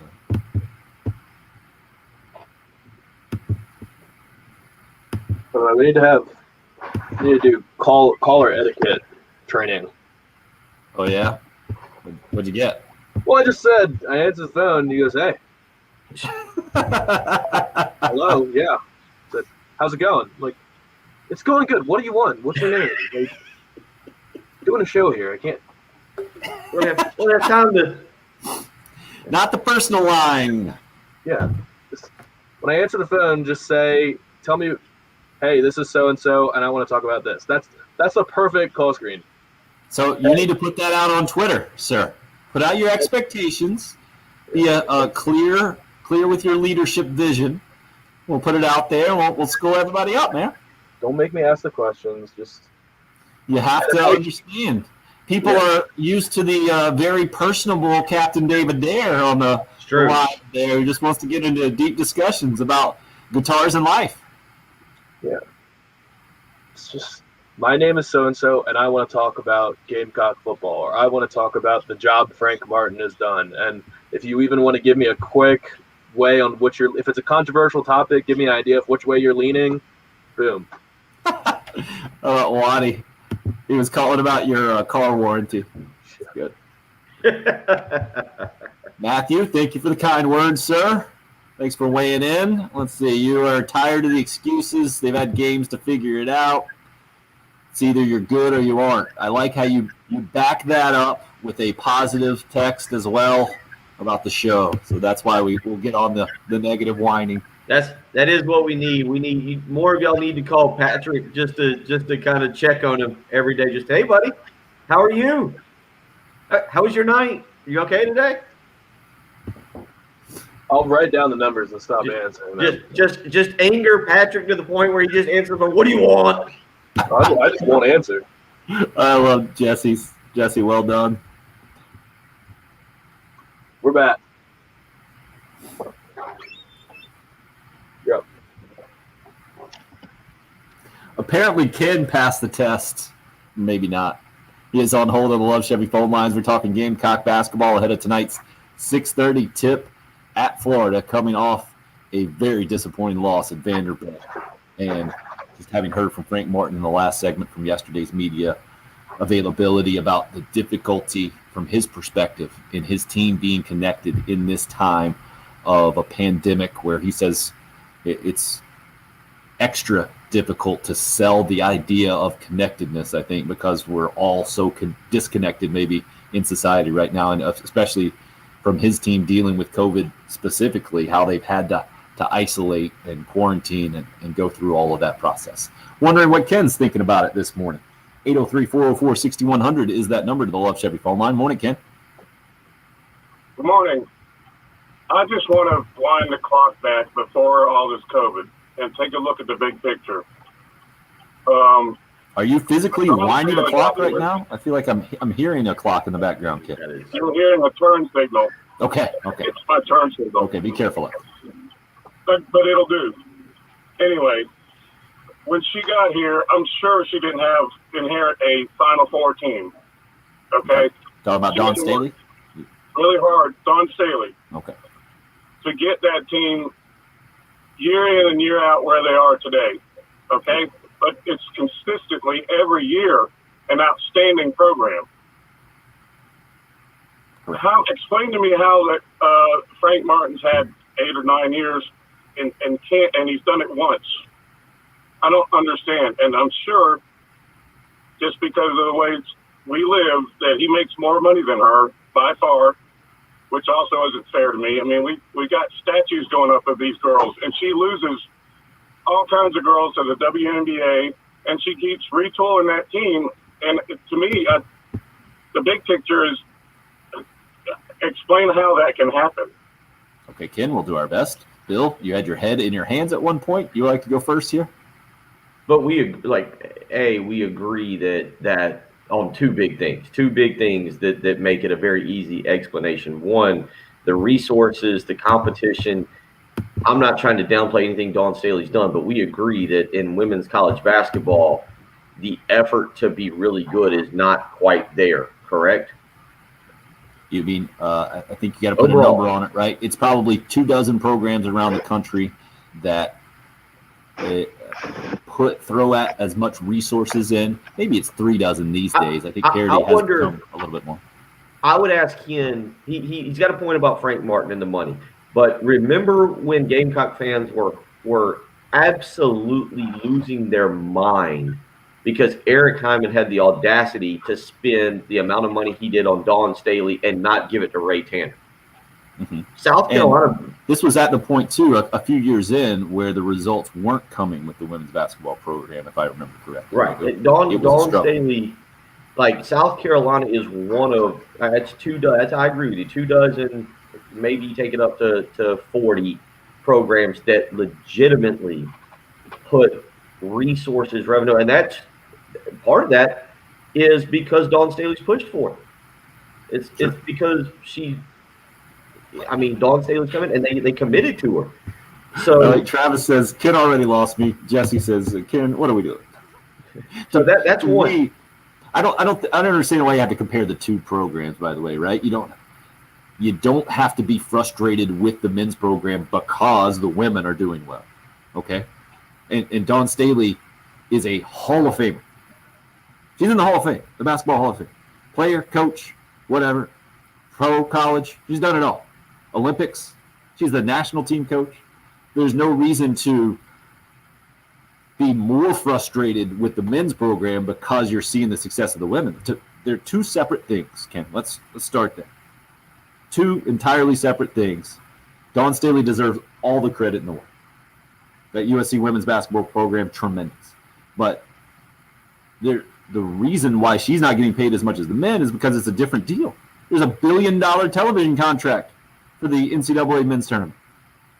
That's where all the money comes on the men's side of things.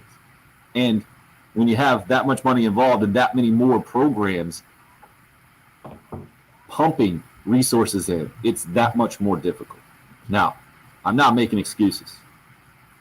Frustrating, disappointing, maddening at times, confusing, I think are the adjectives to use to describe where the Gamecock basketball program is in Frank Martin's 9th year. But there was a Final Four run there too, which is also you got to give credit. I understand those of you who are sick and tired of hearing about the 2017 Final Four run and say, "What have you done for me lately?" I wonder now. Remember how angry we all got because maybe Eddie Fogler was 100% right. Maybe Eddie Fogler was 110% right when he said, "Maybe." I think it's absolutely right. I don't think there's any argument at this point, is there? We're talking about the expectations for South Carolina basketball. How you basically have 4 years, and one out of every 4 years, you're kind of set up to make a run in the NCAA tournament. What was it? 2 of those you're going to have pretty good years, and one of those years you got to kind of retool things and get the program back going. That's kind of your point, right? That was kind of I remember back when he said that. I remember thinking, oh, that seems like very low expectations. But I think that's the other part is you look around and South Carolina over the last 30 years, and this is not a defend Frank argument. This is South Carolina basketball as a whole. South Carolina basketball over the last 30 years is probably going to have 3 Hall of Fame coaches. Is that fair? I don't know if Odom and Folk are already in the Hall of Fame, or I have no idea. But I mean, that's three really good. Fogler, Odom, and Frank Martin all had a lot of success in their previous gigs, and all had some level of success in South Carolina, but it wasn't to the point of where the fan base wanted the program. I don't know what the answer is with South Carolina basketball. I know what the reputation of it is throughout the coaching industry from when I would sit in the hospitality rooms and listen to other coaches talk, and I would talk about, being in Columbia or doing those things. And so I'm not trying to say you can't have better expectations. Please understand that. I'm not trying to tell people you can't expect more, you can't want more, and that this is the best it's ever going to be. I also think you have to take into account that there's three guys who are really good coaches, probably Hall of Fame coaches, who have given this thing their best shot, or as good of a shot as they could, over the last, again, 30 years. 803-404-6100 if you want to join. It's the early game here on 107.5.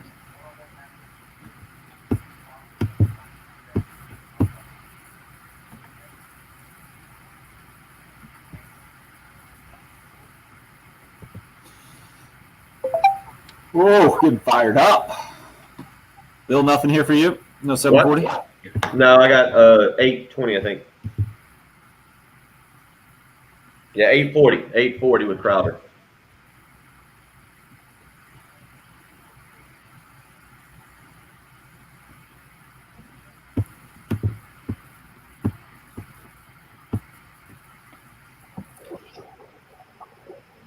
I love how frustrated Patrick gets about getting to the break.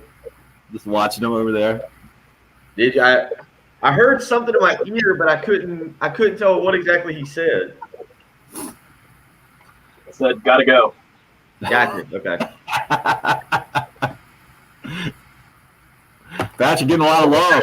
Congratulations. Austin says you've lost your surfer boy inflection. Saw that.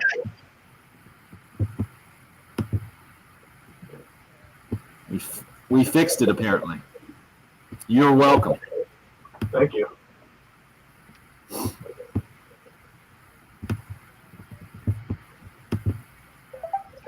All right. A bunch of comments. We can go Gamecock basketball probably the rest of the morning, but we do need to get back in signing day a little bit in hour 3. We don't have much time here, right? No.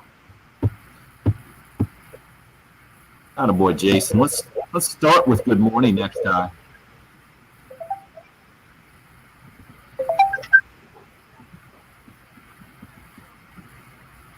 We went there might be time. Should be going to the tournament every 2 to 3 years. Based off of what is my question. I mean, how about once every 7 years would be a big time improvement over what's happened in the last 2 decades, right? Well, the last 45 years. Right now, technically, Frank is an average South Carolina basketball coach. He's had his one tournament appearance in 9 years. South Carolina has 5 appearances in 45 years. I'd be with you if he didn't also have the most NCAA tournament wins of any coach of that one. There is that. I don't know. To me, it's not a Frank Martin discussion. It's a South Carolina basketball discussion. Well, and I think we overhype just getting to the tournament. Who cares if you get to the tournament and you lose?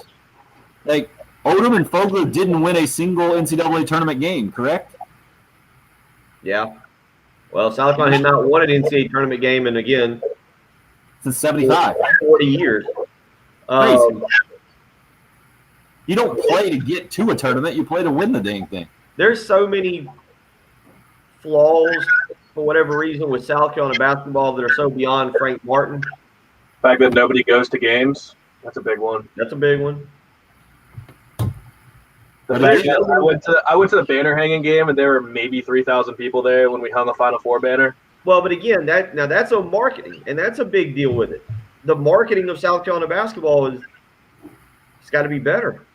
Yeah, I mean, there are some games that it's actually embarrassing. Like big games.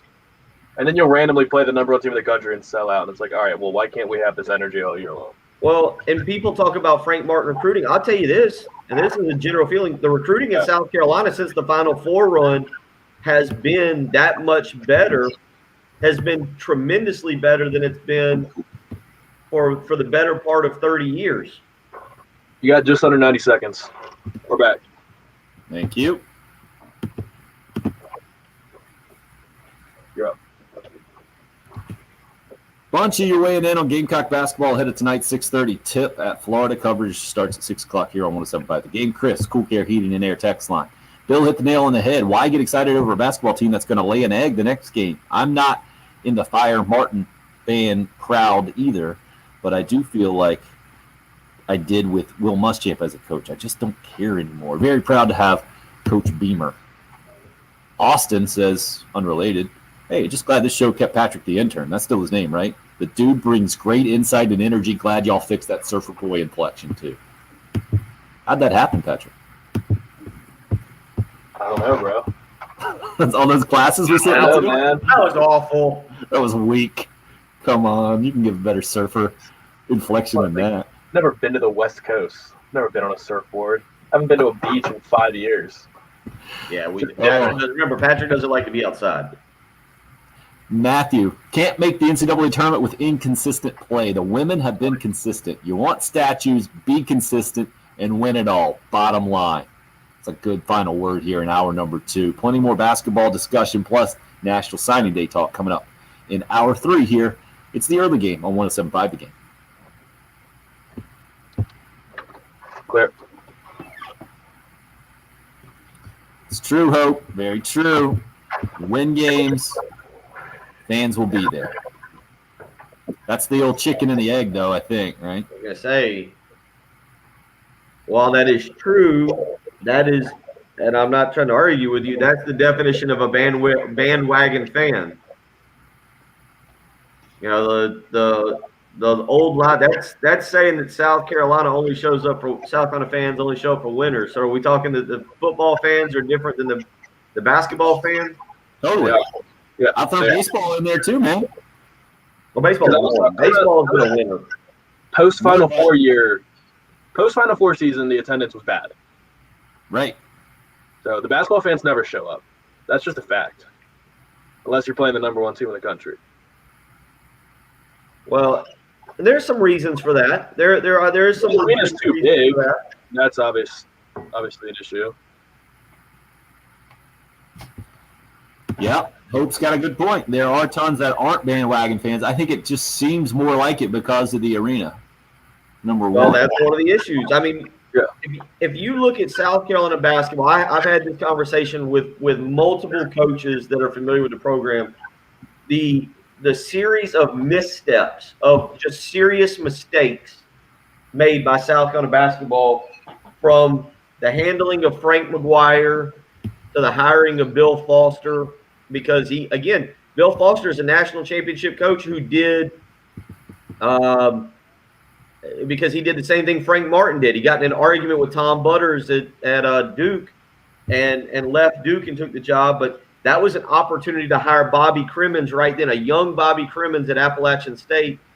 You could have hired him. Then obviously, George Felton. I mean, there's a lot of things about with George Felton in this day and age. Would have they quietly got him help? Because there's a lot of people that I've talked to that believe if George Felton sticks around, maybe South Carolina basketball is entirely different. But George Felton, then you got Steve Newton, which collapsed the program. Fogler did all he could to build it up, but Fogler essentially quit on South Carolina. He just quit because he got mad, and some of it had to do with recruiting, but a lot of it had to do with him having had enough of Mike McGee. And then, as Jesse pointed out, Colonial Life Arena, again, a massive mistake. No reason South Carolina should be playing. College basketball is not about great facilities.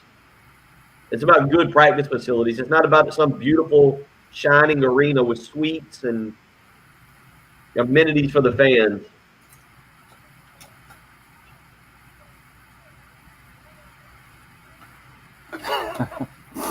Travis with an interesting take there. If Will Wade can still coach, Frank needs to change his recruiting tactics.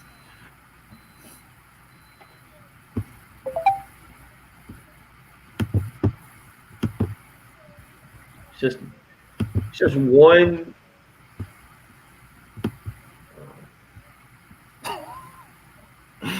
About Day comparing building a men's program to building a women's program is a huge sign of low intelligence. That's rude. Copy and paste some of these Mississippi comments. dunk on Tennessee. Yeah, Fogler's.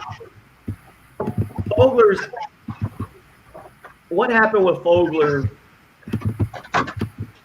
You know, South Carolina fans owe him a lot for getting that program back. But man, you think about what Spurrier did to South Carolina basketball when he left. You think about some of the coaches when they left. Fogler just basically quit on South Carolina. Just decided wasn't going to recruit. He landed some decent players. He landed Rowe. When I played AAU basketball, he landed Rolando and he landed Aaron Lucas and he had Chuck Itson. If Fogler would have stuck with it, but man, his disdain for Mike McGee was just through the roof. And then, you know, you think maybe you had Tubby Smith. Was that the Tubby Smith time? And then they ended up with Dave Odom. You just took Dave Odom off of Wake Forest hands.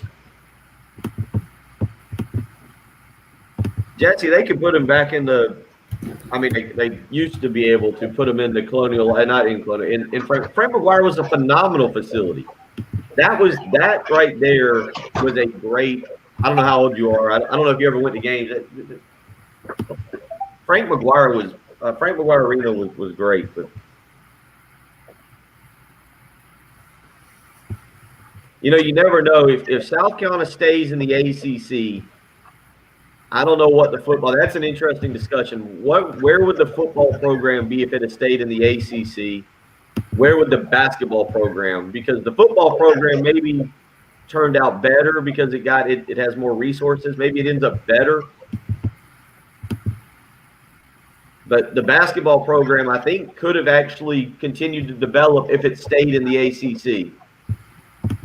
If Frank McGuire and all those guys didn't completely just get out, that's a very interesting conversation. If you think about the direction of men's basketball and football, and where they would sit in 2021 if South Carolina's still in the ACC. Mm-hmm. You probably still could have gotten Joe Morrison.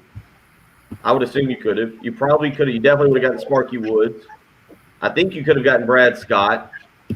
I don't know if you could have gotten Lou Holtz or Steve Spurrier.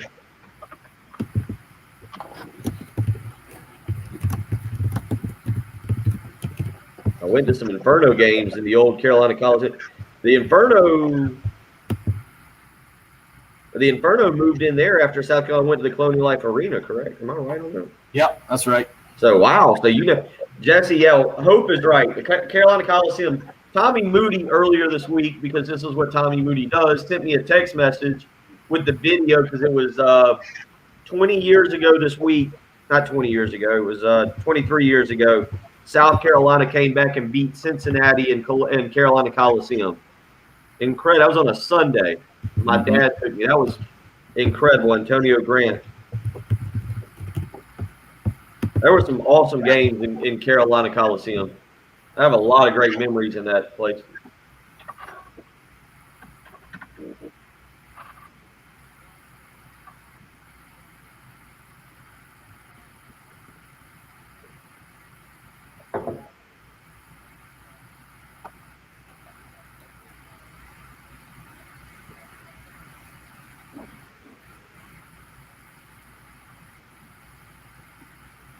All right, we got the intro here, reading this long text at the same time. Sorry about that on the stream. Yep. We're in. You're up. What a day. I don't think we've seen this. You know, Bill, as I say it out loud, this might actually be a sign of progress for Gamecock basketball. Because clearly the most interaction we're getting this morning is about Gamecock basketball. And yet, what is today? It's National Signing Day.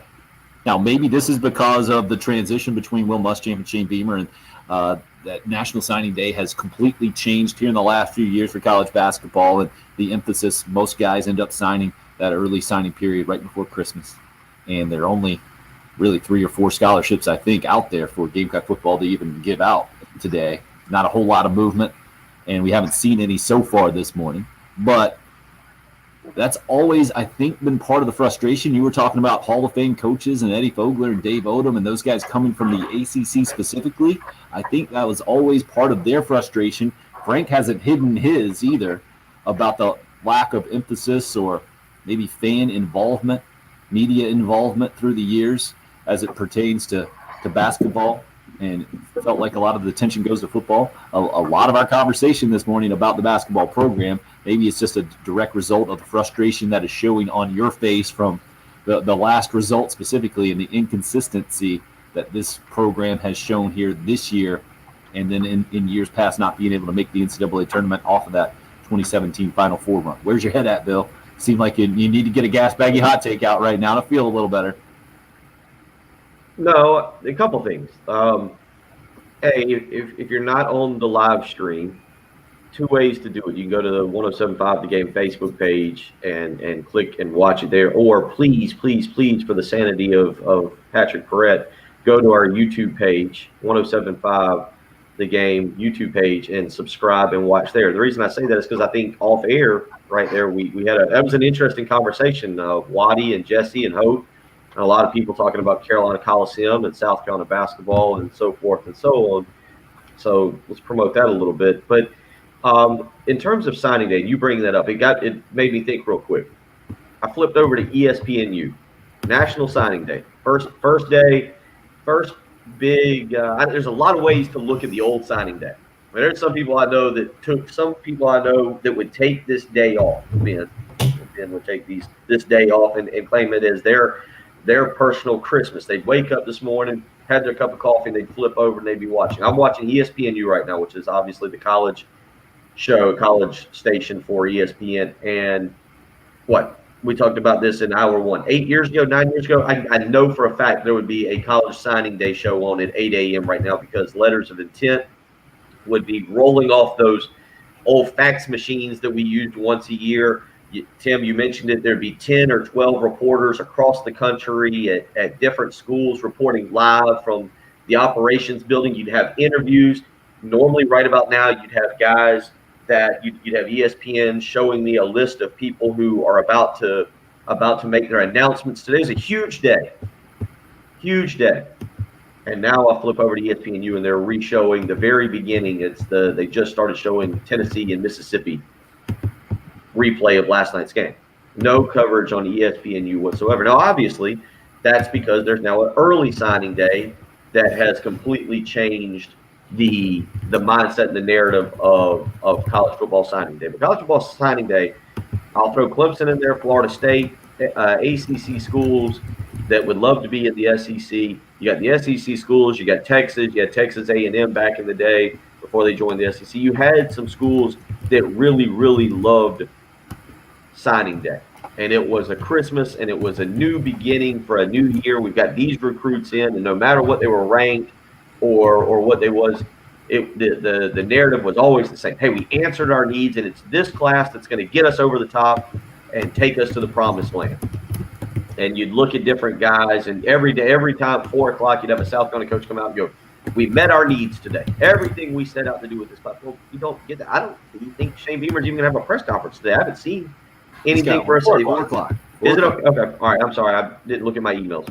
So, with all that being said, it's a different way of handling signing day these days, and so I get that. And then you mentioned the Carolina basketball conversation, and that's why I was mentioning YouTube and Facebook. I don't want to do this for a 1-hour conversation, but I am fascinated as we were going through in the off-air conversation on the streaming part about some of the missteps of South Carolina basketball over the last 40 years, be it leaving the ACC, not hiring Bobby Crimmins the first time he was at Appalachian State, having Bobby Crimmins back out, hiring Steve Newton, the butting of heads between Mike McGee and Eddie Fogler. We were kind of going through all those things. We started talking about Carolina Coliseum and the incredible venue that was, in my opinion, to enjoy a college basketball game. And Jesse hits us up via the YouTube page, and he pointed out earlier He only went to Carolina Coliseum for Carolina Inferno hockey games. And Jesse came back and says, I've watched videos of games in that building, and it looks like what a college basketball arena should be.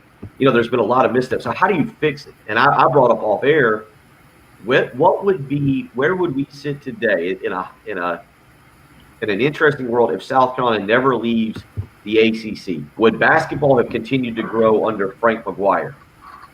I know that there was a ton of animosity, that the rivalries, that there was a lot of things, that the ACC was holding the little old Gamecocks down and not letting us get certain recruits. I got it. But where would have basketball gone if they'd have stayed in the ACC? Where would football be? Where would football be? That's an interesting conversation for another time. So there's your Wednesday morning 8 a.m. gas baggy hot take that you were looking for. It's more of a bunch of questions and reliving the off-air conversation. I encourage everybody, because we had a fun. I enjoyed that talking with Hope and Jesse and Waddy about some of the basketball memories. Let's get back to more of the current conversation, right? Carolina, 6:30 tonight, airtime, or 6 o'clock airtime on 107.5 The Game, 6:30 tip time with Florida. Mike White and Frank Martin have had some tremendous battles, including the Elite Eight win back in 2017. The Gamecocks won and went on to the Final Four. Florida just had a big win over West Virginia on the road and seemed to be playing their best basketball. Carolina just had its worst loss of the season, with Vandy getting his first conference win, and they played probably their worst game of the year, one of their worst games, Auburn as well. A lot of you weighing in on the state of Gamecock basketball right now. Cool Care Heating and Air text line. This basketball conversation sounds a lot like the football conversation as of late, Skip from Camden says. Mike D, I don't see Gamecock basketball playing consistent defense night in and night out. Defense is your best offense. Mike continues, when your shots aren't falling on offense, your defense can spark offense. Putting the clamps on another team's offense puts you in a great position to win. Also, too many turnovers, giving up points, has killed our program night to night. Hot Sauce Ross says, you got to remember, if you're talking about Frank Martin in the 9 years he's been here, 2 or 3 years, we got screwed out of getting into the NCAA tournament. Ross continues, had we won one more game in those years, we would have been in the tournament 4 out of Frank's 9 years. I think we're an on-the-court leader away from having a great team. By the way, Ross says, I'm a man. I'm 40 as of today, and I drive a Dodge Stratus. Well done. Boy, it's been an informative show. It started with a 2:31 text message that had all kinds of stuff in it. We've had was it Robbie was listening while his wife was giving birth? I hope everything's going well down there. We've had 2 birthdays to announce today. Trey and Ross. I feel like this is truly a morning drive to work show with some sports mixed in. How about that? What a change. What a change from usual. Anonymous Raj says we never should have run Dave Odom out of town, or George Felton for that matter, going way back in the history of South Carolina basketball that Bill's gotten into in-depth in, I think, both on the air and on the live stream this morning. Will B says, I'm not tired of hearing about the 2017 Final Four run. I mentioned that. I know some people are. Who else has done that for South Carolina basketball lately? Well, I mean, who else has done that at all? Going back and reading a lot about John Chaney here in the last few days over the weekend. I passed away, I think, on Friday after our show, so we never really got to discuss it at length. But just reading through his incredible career, he never made it to a Final Four. Made it 5 Elite Eights, I think. John Chaney never made it to the Final Four, and Frank Martin has. And keeping that in your brain along with watching this team this year, I think is a really difficult thing to do, man. Chandler says in all 3 major sports, we need 8 wins a year in football, an NCAA appearance every other year in basketball. Should go to Omaha at least every other year. That would make the fan base as a whole happy. Anything over that, and we are ecstatic. Chandler, I would say those are unrealistic expectations. Outside of the 8 wins for football, I think that's a very realistic one. In a normal 12-game non-conference schedule, where especially coming up in 2021, where you got three of those games, absolutely you should win. You win 5 in the SEC every year. Having a winning record in SEC play, I don't think is overly unrealistic. So I'm okay with that one. NCAA tournament appearance every other year. Bill, what's the average? Is it every 8 years? One every 9 years. 9. Yep. Five appearances in 45 years. I believe. You got to back that down to like every 4 years, right? Every player that gets recruited to the University of South Carolina should expect to go to the NCAA tournament in his career. I think that would be realistic. And Bill, like you pointed out early in the show, when Eddie Fogler made that public comment back in his day, Gamecock fan base lost its mind to a large degree. A lot of fans said that was way too low of an expectation, and the program deserved better. Going to Omaha every other year in college baseball is silly. I mean, that's just silly. I think the realistic expectation is to get out of your regional, to make the super regional every other year. I got no problem with that. Maybe it's because of that unbelievable run that Gamecock baseball went on for 3 years there, including 20-plus straight NCAA tournament wins. That expectation could even be thrown out there. But, man, that is a high bar. But I don't think Chandler's alone in those expectations. What about you, Bill? Well, in terms of basketball, I think you can have it's kind of the same. Somebody hit us up earlier and said something about this is like the same conversation with football. And look, there's no reason Thomas, who incessantly sends me text messages all the time to my phone and drives me crazy, and has these wild expectations for South Carolina basketball. But he brought up a great point on a team. Look at Baylor. Baylor basketball we've said for the longest, I've said for the longest time, South Carolina basketball has been one of the most difficult or the worst Power 5 jobs, the high major jobs. You look at it, it's comparable to Kansas football. Baylor was worse than South Carolina basketball before Scott Drew arrived. Baylor was one of the few Power 5 programs, right, that you could throw in there. You could. Do you guys know, Patrick, you might not. I was shocked at this. I was having this conversation the other day. Do you guys know how long Scott Drew's been at Baylor? Do you have any idea? I remember the 24. You remember that 24/7 marathon that you bring up every now and again? Baylor came to Columbia back in the day and played in like a noon game, I think it was, and that was probably right at 8 years ago. I would guess that was early on in the Frank Martin tenure, maybe 7 years ago. Scott Drew was already there. I'm going to go about the same time that Frank's been at Carolina, 9 years. I thought so too. 16. Oh my gosh. That's my exact 16 years. Scott Drew went there in 2000 and 2003. So actually, this is I think year 17. But you get the point. Like Scott Drew's been there a really, really long time. I didn't realize that. Now Baylor basketball. And I'm going to use this as an example as why it's okay. Why for you to text in today or to tweet in or whatever, it's okay to have higher expectations because Baylor basketball is the perfect example of why you can do things better. Baylor basketball prior to Scott Drew in its entire history had 4 NCAA tournament appearances. 1946, 1948, and 1950, also known as the golden years of Baylor basketball, were 3 of those appearances. From 1951 to 2007, 1 appearance in 1988. 1 appearance. And then with Scott Drew, he got there in 2003. It took him several years to build it up, took him 7. And in 2008, he made his first NCAA tournament appearance. And since then, he's made 8 of them. And they'll make 9 this year.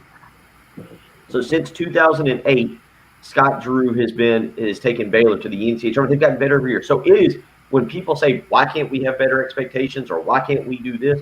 Baylor's a great example of, hey, it's not impossible for somebody to build a really good basketball program, but it takes the right guy.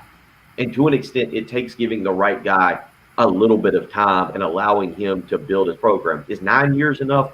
I know that the typical answer is no. It's not. Is yes. It's more than enough time. I get that it's normally the answer. South Carolina basketball, I don't know what it is. I do think South Carolina is in a better place today than it was when Frank Martin arrived. Should you expect better results? Yes. South Carolina fans should definitely expect better results. I just don't know if you're also like saying, hey, let's go ahead and what's the next guy?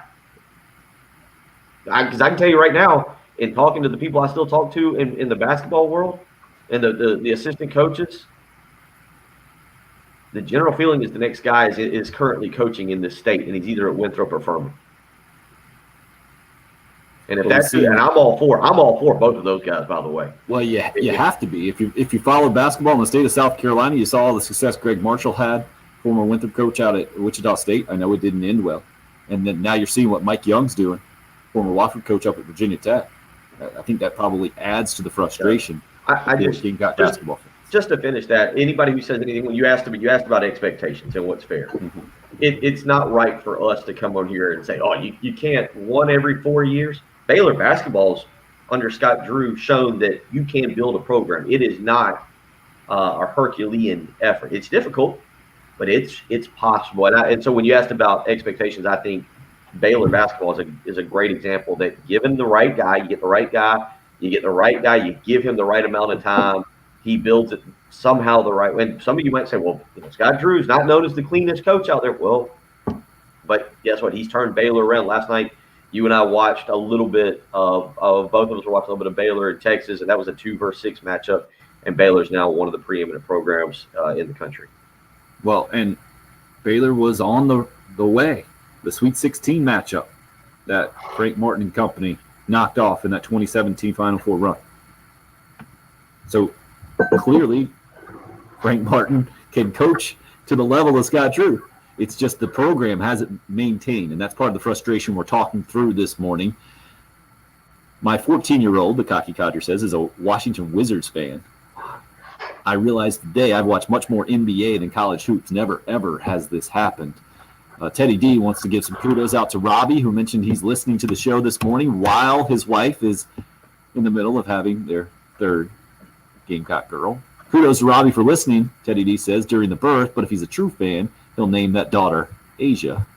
And we had a caller earlier in the program, Ken, bring up why can Dawn Staley get the women's program to the level it's at, number one, in the new coaches poll, by the way. And the men struggle. Another long text, and this one skews more positive as opposed to what Ken was, how Ken was framing it. That'll take us to our break here. As always, love the show.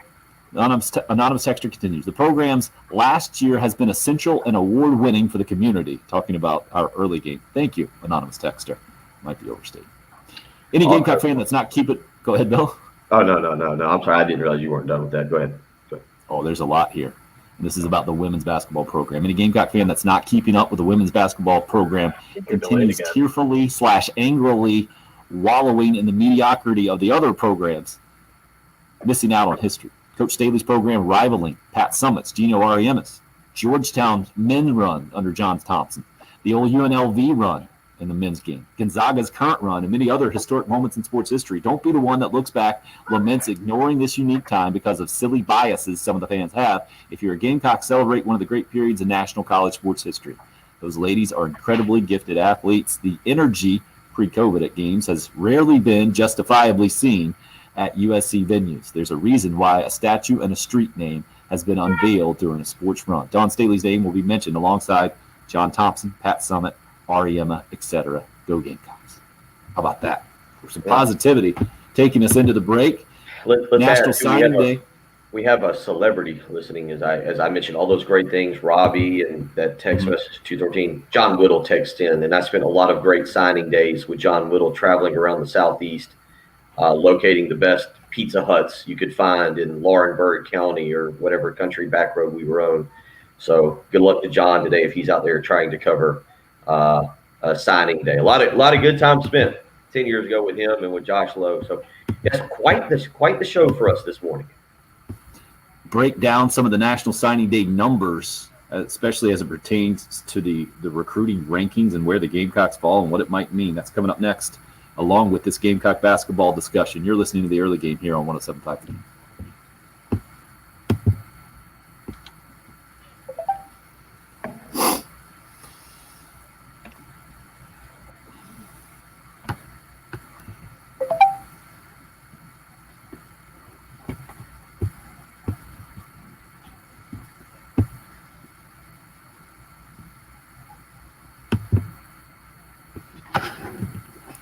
All right. Sorry about that. Pause there. Patrick said you're delayed a little bit, Bill. You want to disconnect? I couldn't find what you were reading, and when you paused, I thought you were done. But I don't think I'm delayed because I was watching you move on the stream and matching it up with what you were saying. So I don't think I'm delayed. Definitely sounds like you're delayed. You want to check it right now, Bill? Check it again. I mean, it usually goes out. Is Bill delayed? That's the question. I mean, can you hear me? Can you hear me right now? Like, how about now? Okay. Now. Bill, you start talking after I start talking. I stop talking, and I'm going to stop talking now. And turn up your speaker on your headset, Bill. Turn up your speaker on your headset. Turn up your volume thing on your headset. How now, brown cow? How now, brown cow? So I'm going to stop talking now. Now, how about now, brown cow? How about, is it Frank Martin? No, it's me. It could be me. I don't know. Well, it'll be fine. So am I delayed or not?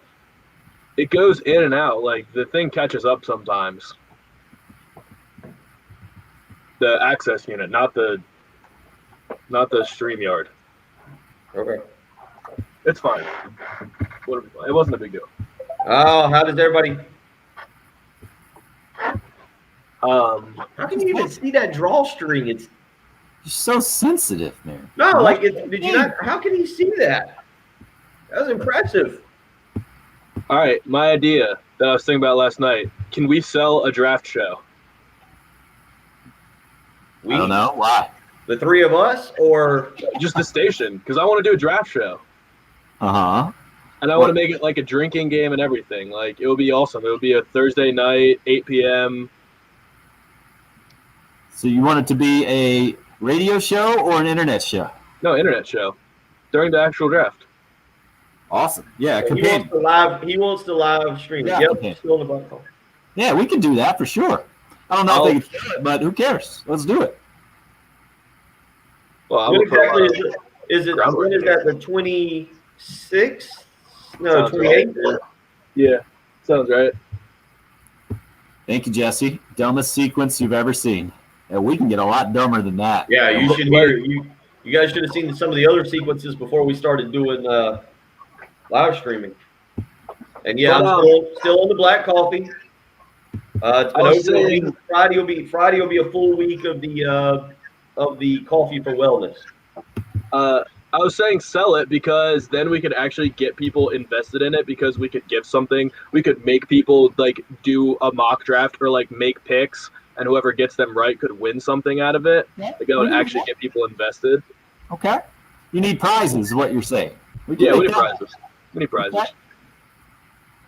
Yeah. Why don't you, this is how it works in the real world, write down a couple of the thoughts in an email, send it to me, and then I can send it up to the sales, and then they can try to make it happen. Or you can do the other thing that we like to do and just complain about not selling it without giving them anything, and we could go that route. Can I put drinking game in the proposal? Absolutely. Okay, cool. All right. Make a whole board. Every time I get a pick right, you and Bill have to drink. There you go. Love it. Does that mean we get to take Friday morning off? That's a great call, too. I actually think, no, hungover shows are the funniest, actually. Like, when everybody's clearly just beaten down. No, we should promote the best of. Yeah, you're exactly right. That show I did in Atlanta 3 years ago at SEC Media Day was a ton of fun. For everyone listening, I think is what he's saying. It's fun for the listeners, yeah. The people who are clearly hurting. That was the worst I've ever felt in my life. After we did, because they had the greatest setup. We went, they took us to this great dinner, and then they took us over to Mercedes-Benz Stadium, and it was complete, like anything you could pick down on the field. It was awesome. My first morning ever producing was the morning after the Capitals won the Stanley Cup. Wow. I didn't sleep. I didn't sleep before the show. Yeah.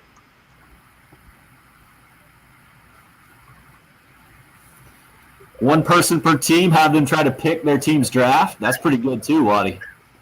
And then that's something that like the people can get in on the stream. We can give them a link and we can invite them in, keep them in the waiting room. I think the most people we can get in on the stream is 10. 10, yeah. But we can keep them in the waiting room, put one in at a time, and things like that. Good point. Maybe it's 10 at one time. Maybe if we can give out more invites than that and plug them in at one time. Yeah, Right. that'd be fun, man. We're back. All right, what did I say we were going to do when we come back on National Signing? All right. You're up.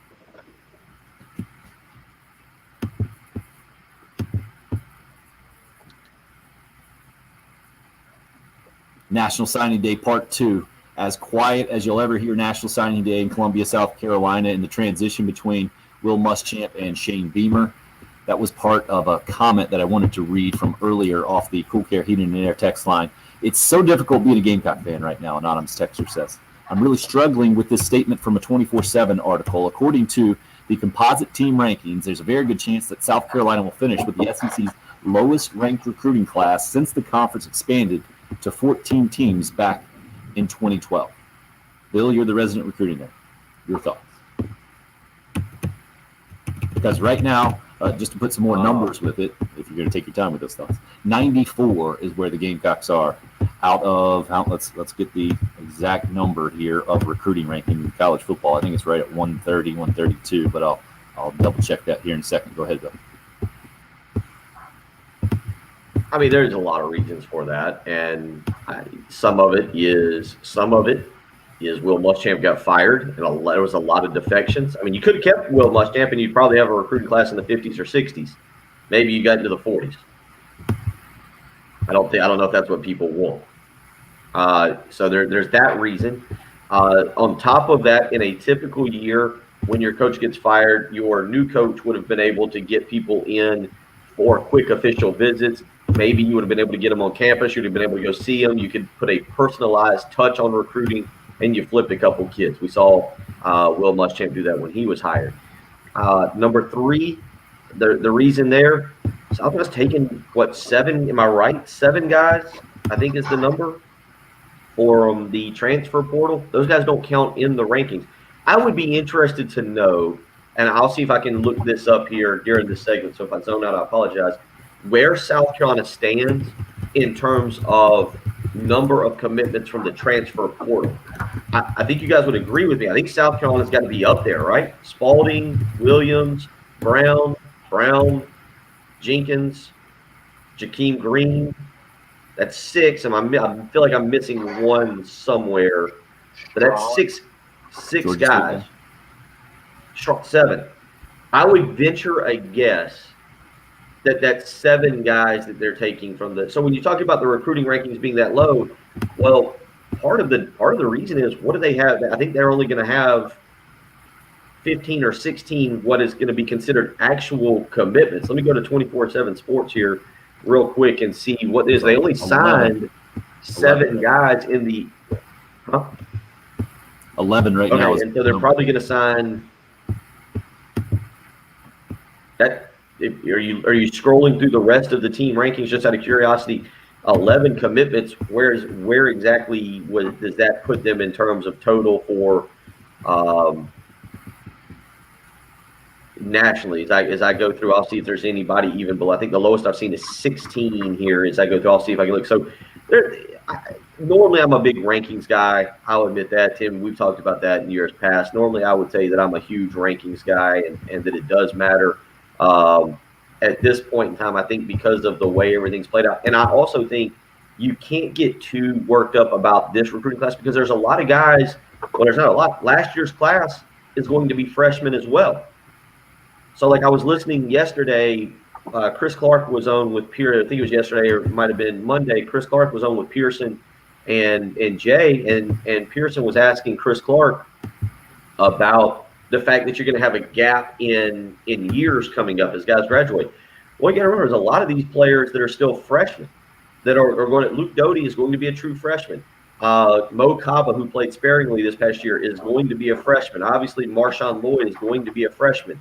Vershawn Lee is going to be a freshman. Some of the guys that you know are going to continue to play for multiple years. And so I get the ranking thing. I don't get as worked up about it because, again, as I scroll through, I've seen 2 teams. No Texas, team. I think it was No Texas team Tech. has Texas Tech and TCU I think. TCU. We're the only teams with 13. Nobody has less than 13. South Carolina. That's the lowest. Oh my goodness. Air Force, according to 24/7 Sports, has 69 commitments. What's going on there? That's a lot. I got some mess up. Lee hits us up. Cool Care Heating and Air text line 803-404-6100. By my calculations, if you give all the transfers that don't count in this class, technically a 3-star rating, then the Gamecocks would be in the mid-50s. Still underwhelming, but not horrific. I mentioned earlier The Athletic has done an article. They've done this the last few years where they go back 4 years and they re-rank recruiting classes. And 6, 7, and 8 are classes kind of outside the 30s, I think, at the time, that they ended up ranking 6, 7, and 8 with all they did. Utah, Wisconsin, Washington, I think, were those programs. And then there's a number 13 ranking of Appalachian State, which had the 107th ranked recruiting class at the time. At the 16th kind of re-ranking was Louisiana, they were in the 121, I think, at the time. So again, that's the only real way to evaluate recruiting classes, I think, is to go back and do it years later. And for instance, the Gamecock recruiting class in 2017 was thought to be the 18th best, I think, that day or that year. And then they re-ranked it the 40th best because a lot of those guys did not pan out. Javon Kinlaw, the exception. Jamias Williams, they mentioned, was kind of the highest ranked recruit at the time. Clearly didn't work out. Shai Smith did. So there are examples on both sides of that thing.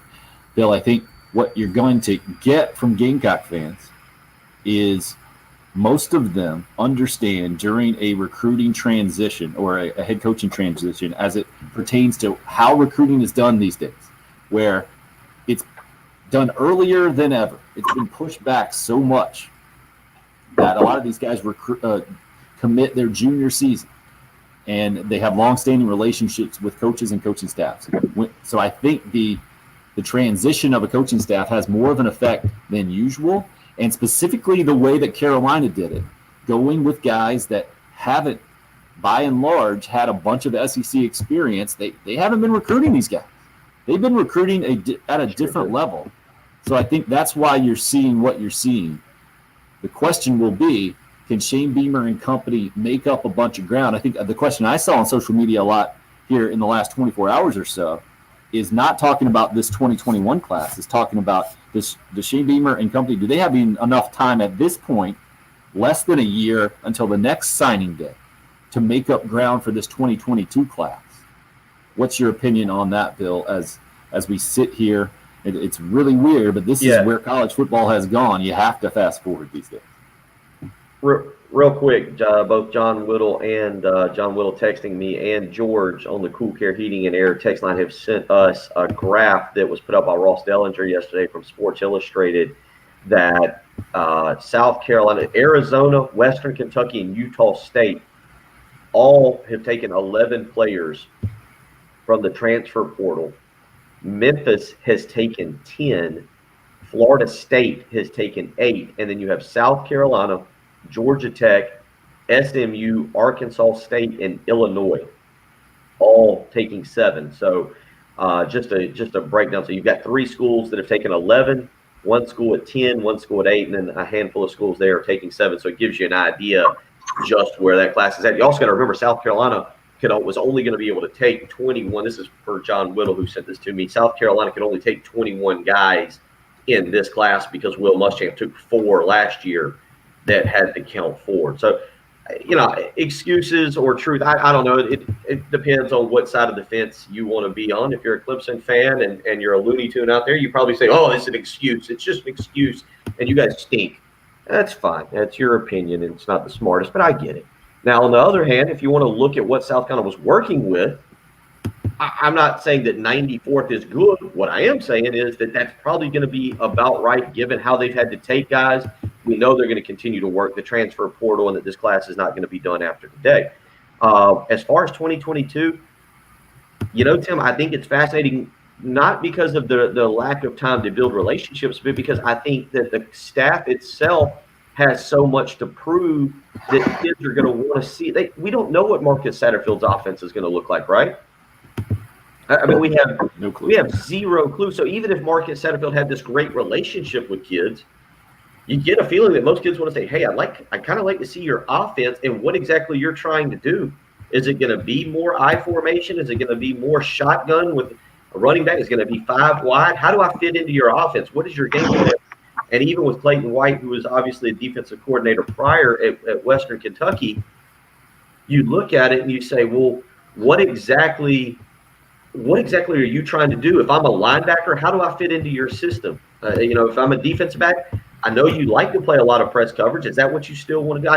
I think the unknown of the staff maybe is more of a concern for recruiting in 2022 because kids are going to want to see it with their own eyes as opposed to maybe the relationships that have already been built. And I do think it's going to be tough for them. I'm giggling over here. Just got a text message in. Cool carrying in their text line. Person's never texted us before. Please dress professional. You are 3 rough-looking dudes. Blank the screen. Gosh. Love it. That person does not have a lot of friends. Raphael, good morning, guys. I know they have a lot of cats. That is the person who lets their cat wander in because they're busy paying attention to other things. That is a lonely man. Person. I noticed that Carolina didn't get any of the Oklahoma transfers, Raphael says. With that being said, I feel good as to what's going on with the team. I think there were probably some professional considerations in there from Shane Beamer that he's got, it seems to me anyway, a really good relationship with Lincoln Riley.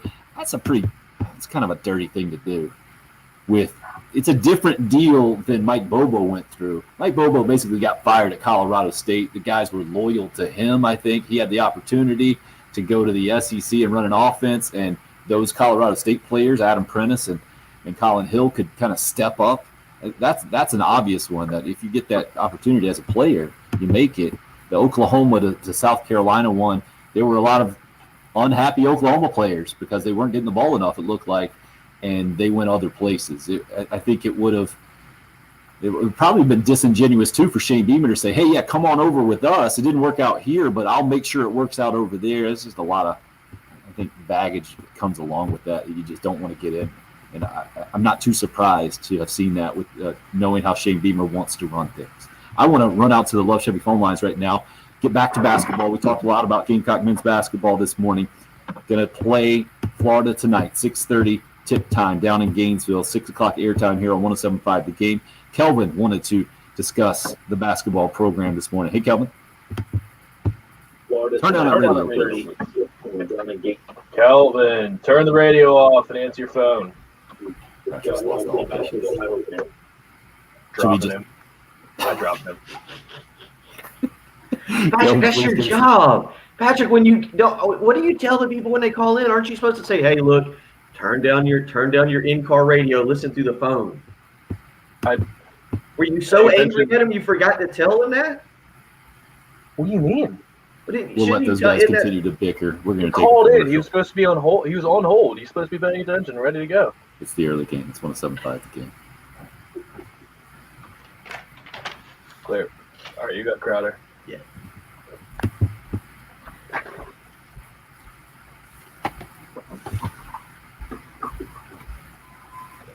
Bill's got one here.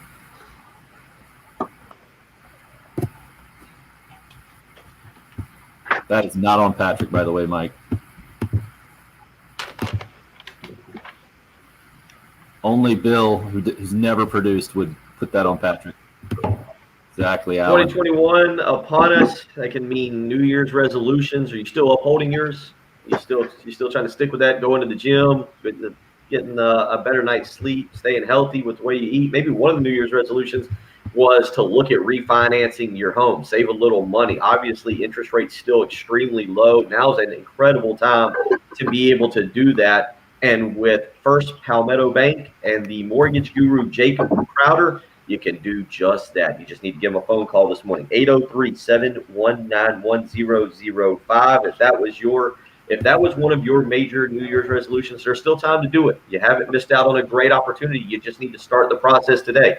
803-719-1005. You can also email him, the letter J, Crowder, CROWDER at firstpalmetto.com. That phone number again, 803-719-1005. Again, Jacob's helping people save $200, $300, even $400 on their monthly mortgage payment. You can do that. Maybe you're in the market to buy a new home. Again, it's a great opportunity. It's a great time Don't wait around. Get in touch with Jacob Crowder today. 803-719-1005. That's Jacob Crowder with First Palmetto Bank.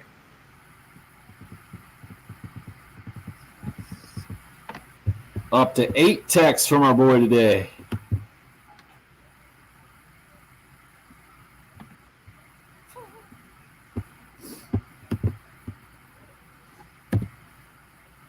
Eight texts. Oh, Favorite texter. how many texts has our favorite texter sent this morning? Let's see. 8. 1, 2, 3, 8. We will have a caller training seminar one day. Really good stuff. No speakerphone. Turn your radio down. Be ready. No small No talk. small talk. Yeah, no small talk on the call screens. Yeah, I do need a to-do list. Don't compare women's basketball to men's basketball. Don't do that. Yeah. Don't talk about your team that no one else cares about. I mean, Gamecock Larry has it down. I answer the phone and he goes, "Hey, it's Gamecock Larry. Let me talk to Tim and Bill about Gamecock football." I say, "Okay." Put him right on hold. It's a 5-second communication. That's all it takes. If he tells you everything, he's going to forget what he wants to tell us. Right. And he may or may not be on hold for 2 hours. Yeah. I'm doing my NFL draft drinking chip proposal right now. Trying to. Attaboy. Is it no shot we do it at a live location? I would say at this point, I mean, there's a shot, but at this point, probably not a great shot. I can make that happen, but they've got to be willing.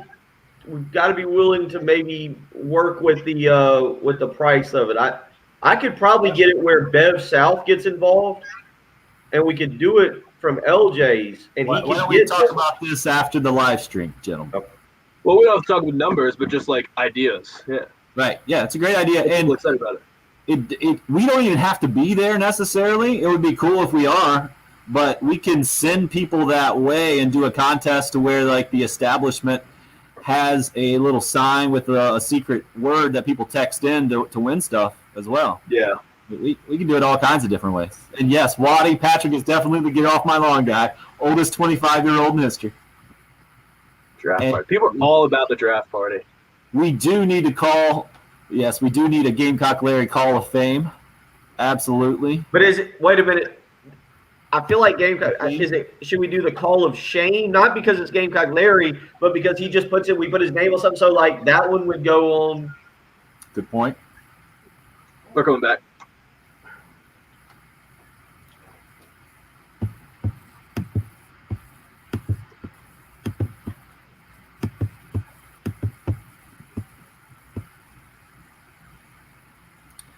Hey, Patrick, you with me? Want to do Frank about the turnovers? I'll do a liner first. You're up. 1075 The Game, Twin Peaks, giving you a chance to speak your mind whenever you feel like it. You don't have to wait until the show or even wait on hold. Our hot take hotline there for you 24/7. 803-978-6654 is the number. If you need to vent, it is there for you. Sponsored by Twin Peaks for the men who never settle. Go see them down in the Vista at 600 Gervais Street. Again, that hot take hotline number, 803-978-6654. And also wanted to give you the heads up, 3 weeks from today, doing a blood drive in honor of National Heart Month. It's February 24th, 10 a.m. to 4 p.m., right there on Bull Street, 2751. Pre-registration, rapid pass preferred. Walk-ins are welcome. More information can be found on our website, 1075thegame.com. This show has been one of the more notable ones. First of all, I see more of you on the live stream this morning. Love to have you. Fantastic. Patrick, how are the subscription numbers on the YouTube page? Are they making you happier these days? You doing okay? Now, 20 in the last day and a half. It's okay. Okay, man, your expectations I know. Everybody make a burner email account, make a new YouTube page, and subscribe. Or just tell everyone in your family to use their email to make a YouTube account and subscribe.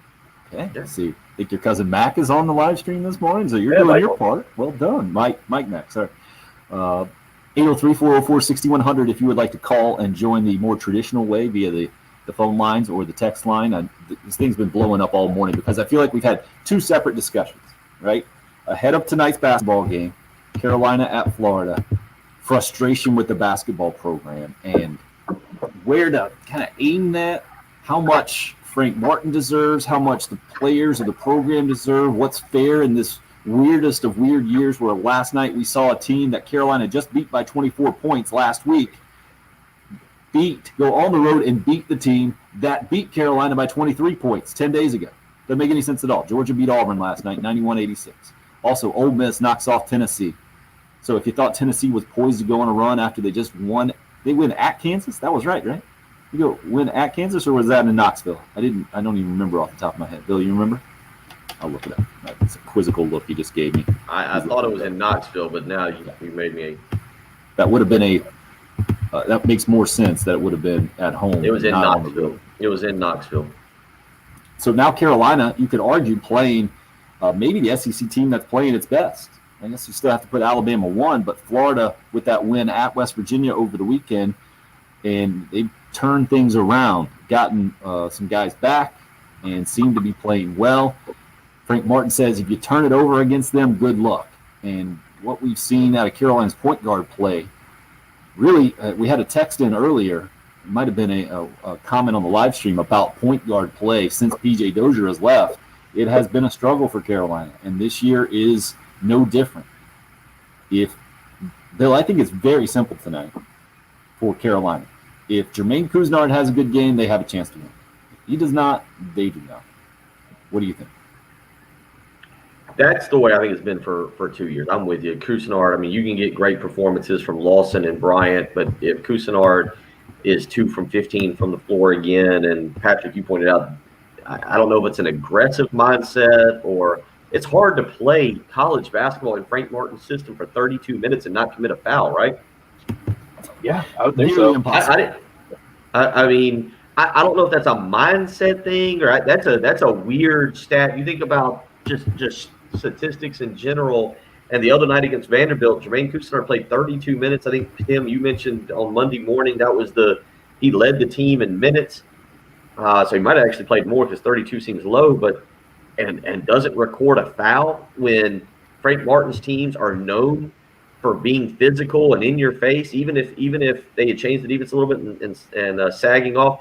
Hard to believe that would be the case, but I'm with you. Jermaine Couisnard is really the key to this team. Craig says, do you guys agree you got to start Keyshawn Bryant and Jermaine Couisnard tonight? Well, Couisnard's been in the starting lineup. If you're looking for that, and Waddy says, as much as I'm pulling for Seventh Woods, he needs to come off the bench, maybe the sixth man. Yesterday, Frank's saying he's not looking at that. That's not his deal, his rotation or who starts and the whole thing. He needs – I think he believes at this point, he's seen enough to believe in his guys and believe that he is, by and large, playing them in the right way, that they just got to play better. That's what I heard from him yesterday. They just have to play better. And to have seen them play really well at times, I mean, Texas A&M and the Georgia games, that makes sense to me. I understand where he's coming from. Bill, that doesn't make sense to you? You need to start off better. Well, what I was going to say is if your minutes per game, Bryant's fourth on the team at 25 minutes per game. Justin Minaya leads the team in minutes played, 31. A.J. Lawson's at 30.6. Couisnard's at 29.6. And then there's Keyshawn Bryant at 25.1. From an energy standpoint in the first 4 minutes, yeah, I get why people say that. But Bryant's playing starters minutes. I think Frank likes the energy he comes off the bench with. And maybe there's a mindset of being able to observe the game for 3 or 4 minutes and to see how things are developing. Now, if you're down 10-0 like you were against Missouri when you come in, that certainly makes it a lot more difficult. But I think there could be something to that. Look, you can't argue. If we're talking the first 4 minutes of a game, Bryant's still playing, again, 25 minutes per game. He's playing, starters minutes. He's just not starting. And if we're talking about coming out of the gate slow, I get the point. If we're talking about his overall minutes, it's kind of irrelevant, right? No doubt. And I've always thought that's an overly talked about thing, and it ultimately makes no sense. But I think where Travis is coming from was a Trey Hannibal and how he's played lately. He says, give me the spark plug Hannibal. I'll take the out of control at times for the high energy he brings.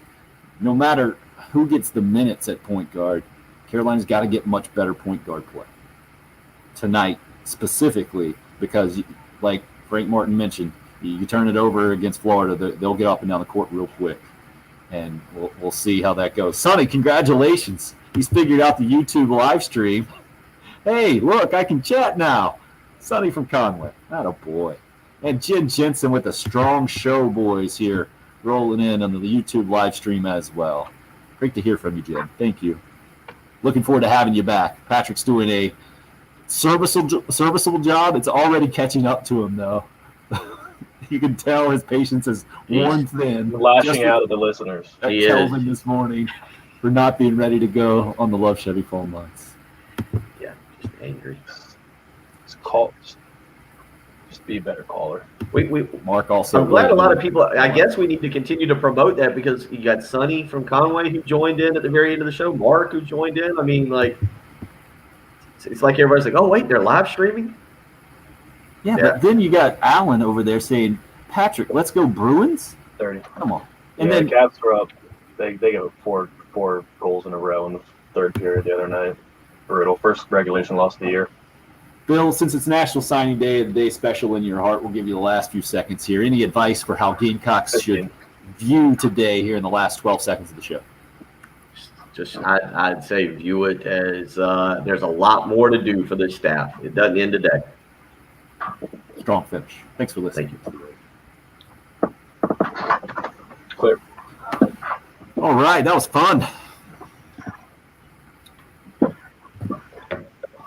So, Bill, we definitely had delay issues there at one point, and I think they worked themselves out. You're right, Patrick. I think it kind of comes and goes. Just depends on the connection. You were saying when you asked me that question, you asked me a question and I didn't answer. My whole thing like cut out. It wasn't a delay. I didn't even hear my box like popped. It's like it popped and you cut out and I thought I had been completely disconnected. And then when I came back, I heard you saying something about needing time to collect my thoughts, but it had actually completely cut out.